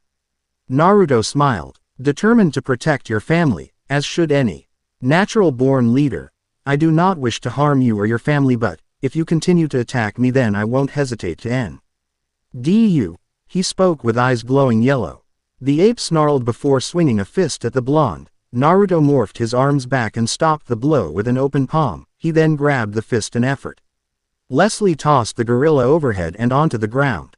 He then morphed his arm into a flail and crushed its arm off. The primate's roar of pain echoed throughout the entire island. Not giving time for Naruto to reel in his weapon, the ape used his one still attached arm to lunge himself, hoping to snag and tear apart the blonde with his gaping jaws. This, however, proved ineffective as the prototype brought his free arm and leg up, keeping the ape's mouth open before setting it ablaze with a stream of flames. Given an opening, Naruto reverted his flail back and roughly pushed the burning ape back. Jumping on its chest, Naruto synchronized his claws and hammer fists to morph an arm into a jagged spiral drill. With a clockwise spin, he plunged the rotating blade deep into his opponent's torso, letting flesh and blood spew into the air seconds before his biomass sprouted, breaking down and consuming the gorilla into nothing more than a large puddle of splashed blood. Naruto felt a sting crawl up his spine, hinting that his virus was further enhancing his genetic code. This proved positive as both upper appendages morphed into dark-skinned, bulkier arms muscle mass. Cracking his knuckles, giving the sound of crushing metal, Naruto gave a glance to the worried and frightened ape family, the younger males ready to protect in their leader's place. Naruto turned away and muttered, "Sorry," before continuing forward. Not 20 minutes later did the prototype arrive at a rather interesting sight, an average-sized home that closely resembled Gyuki. "I've seen stranger," he spoke. As he proceeded to knock on the door, he stopped and tilted his head, allowing a pair of Senbon to fly by and impact the door. As expected, 2 Inatsa Anbu guards dropped down from the trees above, tantos ready to be drawn and hands ready to weave seals. "Who are you? How do you find this place? Seems there's no getting around this," he thought. "My name is Naruto Uzumaki." It wasn't all too difficult finding Shimagame, reaching into his utility pouch and bringing out documented coordinates. "The hell did you get those?" one demanded. "You guys should really increase security around the archives." Letting the page flutter away in the winds, "I'm not here to fight. I just need to speak with B and Yugito." This only increased the standoff's tension. "You infiltrate our HQ, steal classified information, and caused havoc on the island. You honestly expect us to believe that you're just here to talk? To be fair, it attacked me first." "Silence. We're placing you under arrest. The T&I department will reveal your true intentions." Naruto sighs, "If I ain't going in, then they're coming out." "What are you?" Without warning, Naruto flared his chakra, causing the Anbu to shudder at the malicious feeling. The amount of killing intent that flooded the area forced them to their knees. "Soon enough, stop," Yugito shouted as she jumped out of a window of the second floor. Knowing he had gotten their attention, he cut the flow of chakra and allowed the Anbu to breathe normally. "So you're Matabi's host?" She rose an eyebrow in confusion. "Who? So she still hasn't bonded with her Biju. I wonder if B and Gyuki have." "Yo, number 9, what's brought you here on a day so fine?" Quote, "So you know, I'm guessing Gyuki told you." His response was a grin from the Kumo Jonin. "Wait, what? B, you know him?" "Nope. It's best we speak in a more secluded area. I don't really trust your bodyguards with information I'm carrying. If you gotta stay low, might as well go with the flow tilde." Naruto momentarily stares at B. Does he always talk like this? He asks Yugito. Most of the time. Shimagame. Falls of Truth. Sitting in at a nearby log by the large waterfall and entrance to the Biju temple. Naruto made sure the Anbu kept their distance before even starting a conversation. "So who are you?" "My name is Naruto Uzumaki, member of the Uzumaki clan and jinchuriki of Kurama and Isobu, the 9 and 3-tailed beasts." While Yugito was greatly surprised that her fellow blonde was a host as well, she had great doubt at his second statement. "That's impossible. No jinchuriki has ever had 2 Biju sealed within them, and even if they did, their bodies wouldn't be able to handle the mass and would eventually overload and poison their chakra coils, which would spread and shoot down bodily function leading to death. I know. I'm a special case." B could tell the blonde was uncomfortable with the subject and decided to move on. So what's the deal? Not here for a meal, are you? No. Attempting not to roll his eyes at Eiza's attempt in rapping. I'm here to warn you about the Akatsuki criminal organization, he said. Akatsuki. Yugito spoke. There are 10 known members. Composed of S-rank missing nin whose goal to capture and extract the 9 biju. This got their attention. What for? B asked, rather seriously. We have yet to discover that information. We, 4, 5, and 7 are traveling with me. We're gonna eliminate the Akatsuki before they can do the same for us. And just how are you planning on doing that?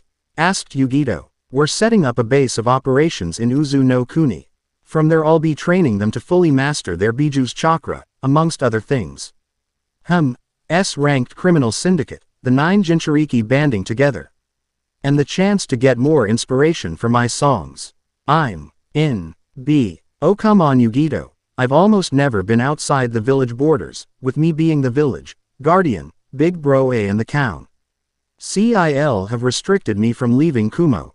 But what about Yugito? They're chunin ready for promotion, they can handle themselves without me, B stated, but what's your choice?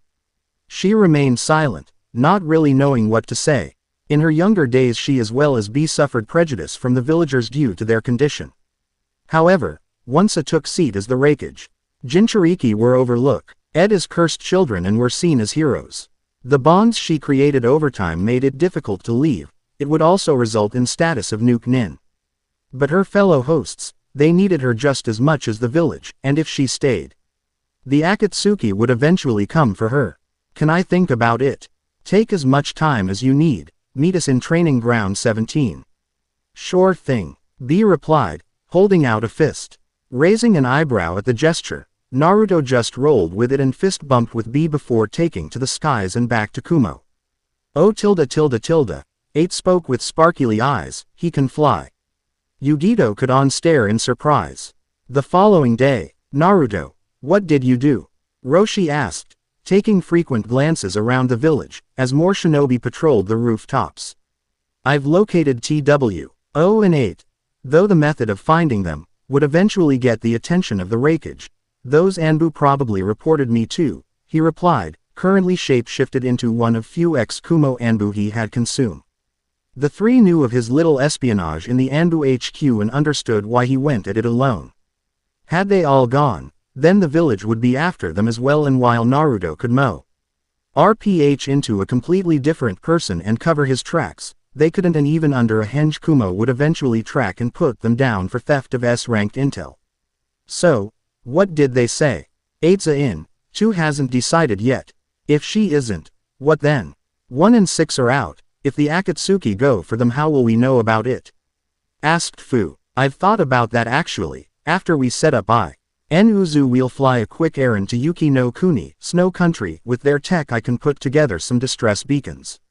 Causing little to no suspicion, Naruto dropped his disguise upon reaching the training grounds. Sadly there was one thing he did not anticipate. Hey, what are you doing here? This is a private training grounds. It was occupied. Not far from their position stood a 3-man squad of chunin. One was dark-skinned woman with long crimson hair and amber eyes, wearing a short-sleeved dress with filly edges complete with a Kumo flak jacket, a pair of yellow stud earrings, fishnet stockings, thigh-high boots. A bandana-style white cloud hitai, and a katana strapped to her back. The second was dark-skinned male with short, spiked, white hair, wearing a dark outfit consisting of an overlong shirt with a hood, red bandage hand guards, Kumo shin guards, and a black hitai. He too was seen with a strapped katana and a lollipop hanging from within his mouth. The third W, as a fair-skinned woman with a stoic expression on her face. She had a blonde asymmetrical bob-style haircut with the front bangs reaching her shoulders. She also wore a rather low-cut outfit that displayed her well-developed cleavage just beneath her mesh armor. Her attire also consisted of a short skirt, red hand guards, high boots, and a modified Kumo flak jacket that shielded her midsection. Much like her teammates, she carried a weapon of her own, a tanto strapped to her lower back.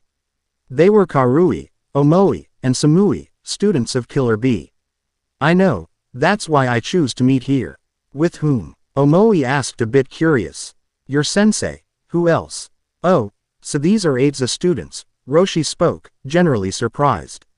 Knowing the four had knowledge of their sensei's condition placed the squad on guard and on full alert. Where is he anyway? Asked Han. Probably getting nagged at by the Raikage, most likely wants intel on me. Wait a second, you're the one they're after. Karui shouted in realization, unsheathing her blade and hoisting it in a threatening manner. Crap, Omoi adds in with a sigh and follows suit. Samui only narrowed her eyes at the four assailants. In most cases, anyone would show signs of hostility, nervousness, or hesitance like Omoi. These four didn't so much as falter at the Karui's hostile demeanor. We are not enemies towards your village or your sensei. However, we are only here to speak with him. We'll see about that, Karui retorted before blitzing forward at surprising speeds. I'm gonna regret this, Omoi added, following Karui's lead. They, however, never caught Naruto's sudden grin. And 3, 2, 1, he said, seconds before Yugito bolted from the trees and grappling both Chunon's wrist, effectively stopping their Shizukaise, scissor formation. Yugito, what are you doing? Savin 9 from a blade so divine. Had 2 not been so fast, your ending breath would have been your last. B sensei. Stand down you two, they're not our enemies, but sensei, they. I know, and for good reason. Karui reluctantly backed away along with her teammate. Samui herself walked up and towards the group. B sensei, you seem to have a history with these people. If you don't mind me asking, who are they? I wouldn't say history, but, yeah, we're somewhat close. These guys share a common thing with me and Yugito. We're jinchuriki, the whiskered blonde finished. This got mixed reactions from the three: wonderment, confusion, and a pint of fear. Why would 4 jinchuriki come to Kumo? So when do we skip? That depends. All 5 turned to the 6th, Yugito. He asked. She gave a sigh. I've thought about it. Was a difficult decision to make, but, I'm in, she responded, earning a cheerful shout from the mint green-haired girl. I'm not the only girl on this team anymore. Thus earning sweat drop from the group. Get packing you two. We're move within a week. Why the extended time? Asked the feline blonde. We don't exactly travel by foot. So we're gonna teach ya how to fly, Fu responded. Wait, what's going on? Where are you taking Yugito and B-sensei? The 5 turned to Naruto and merely stared at him, after understanding why. Oh, you guys suck. He then proceeded to explain the situation concerning the Biju and Akatsuki. By the time he finished explaining to an Eiza recruitment, Karui was already attempting to strangle the prototype. This is gonna be a long week, he thought as Omoi and Fu were attempting to pry the red head off him. The end. Remember to subscribe and like this video. See you in the next video.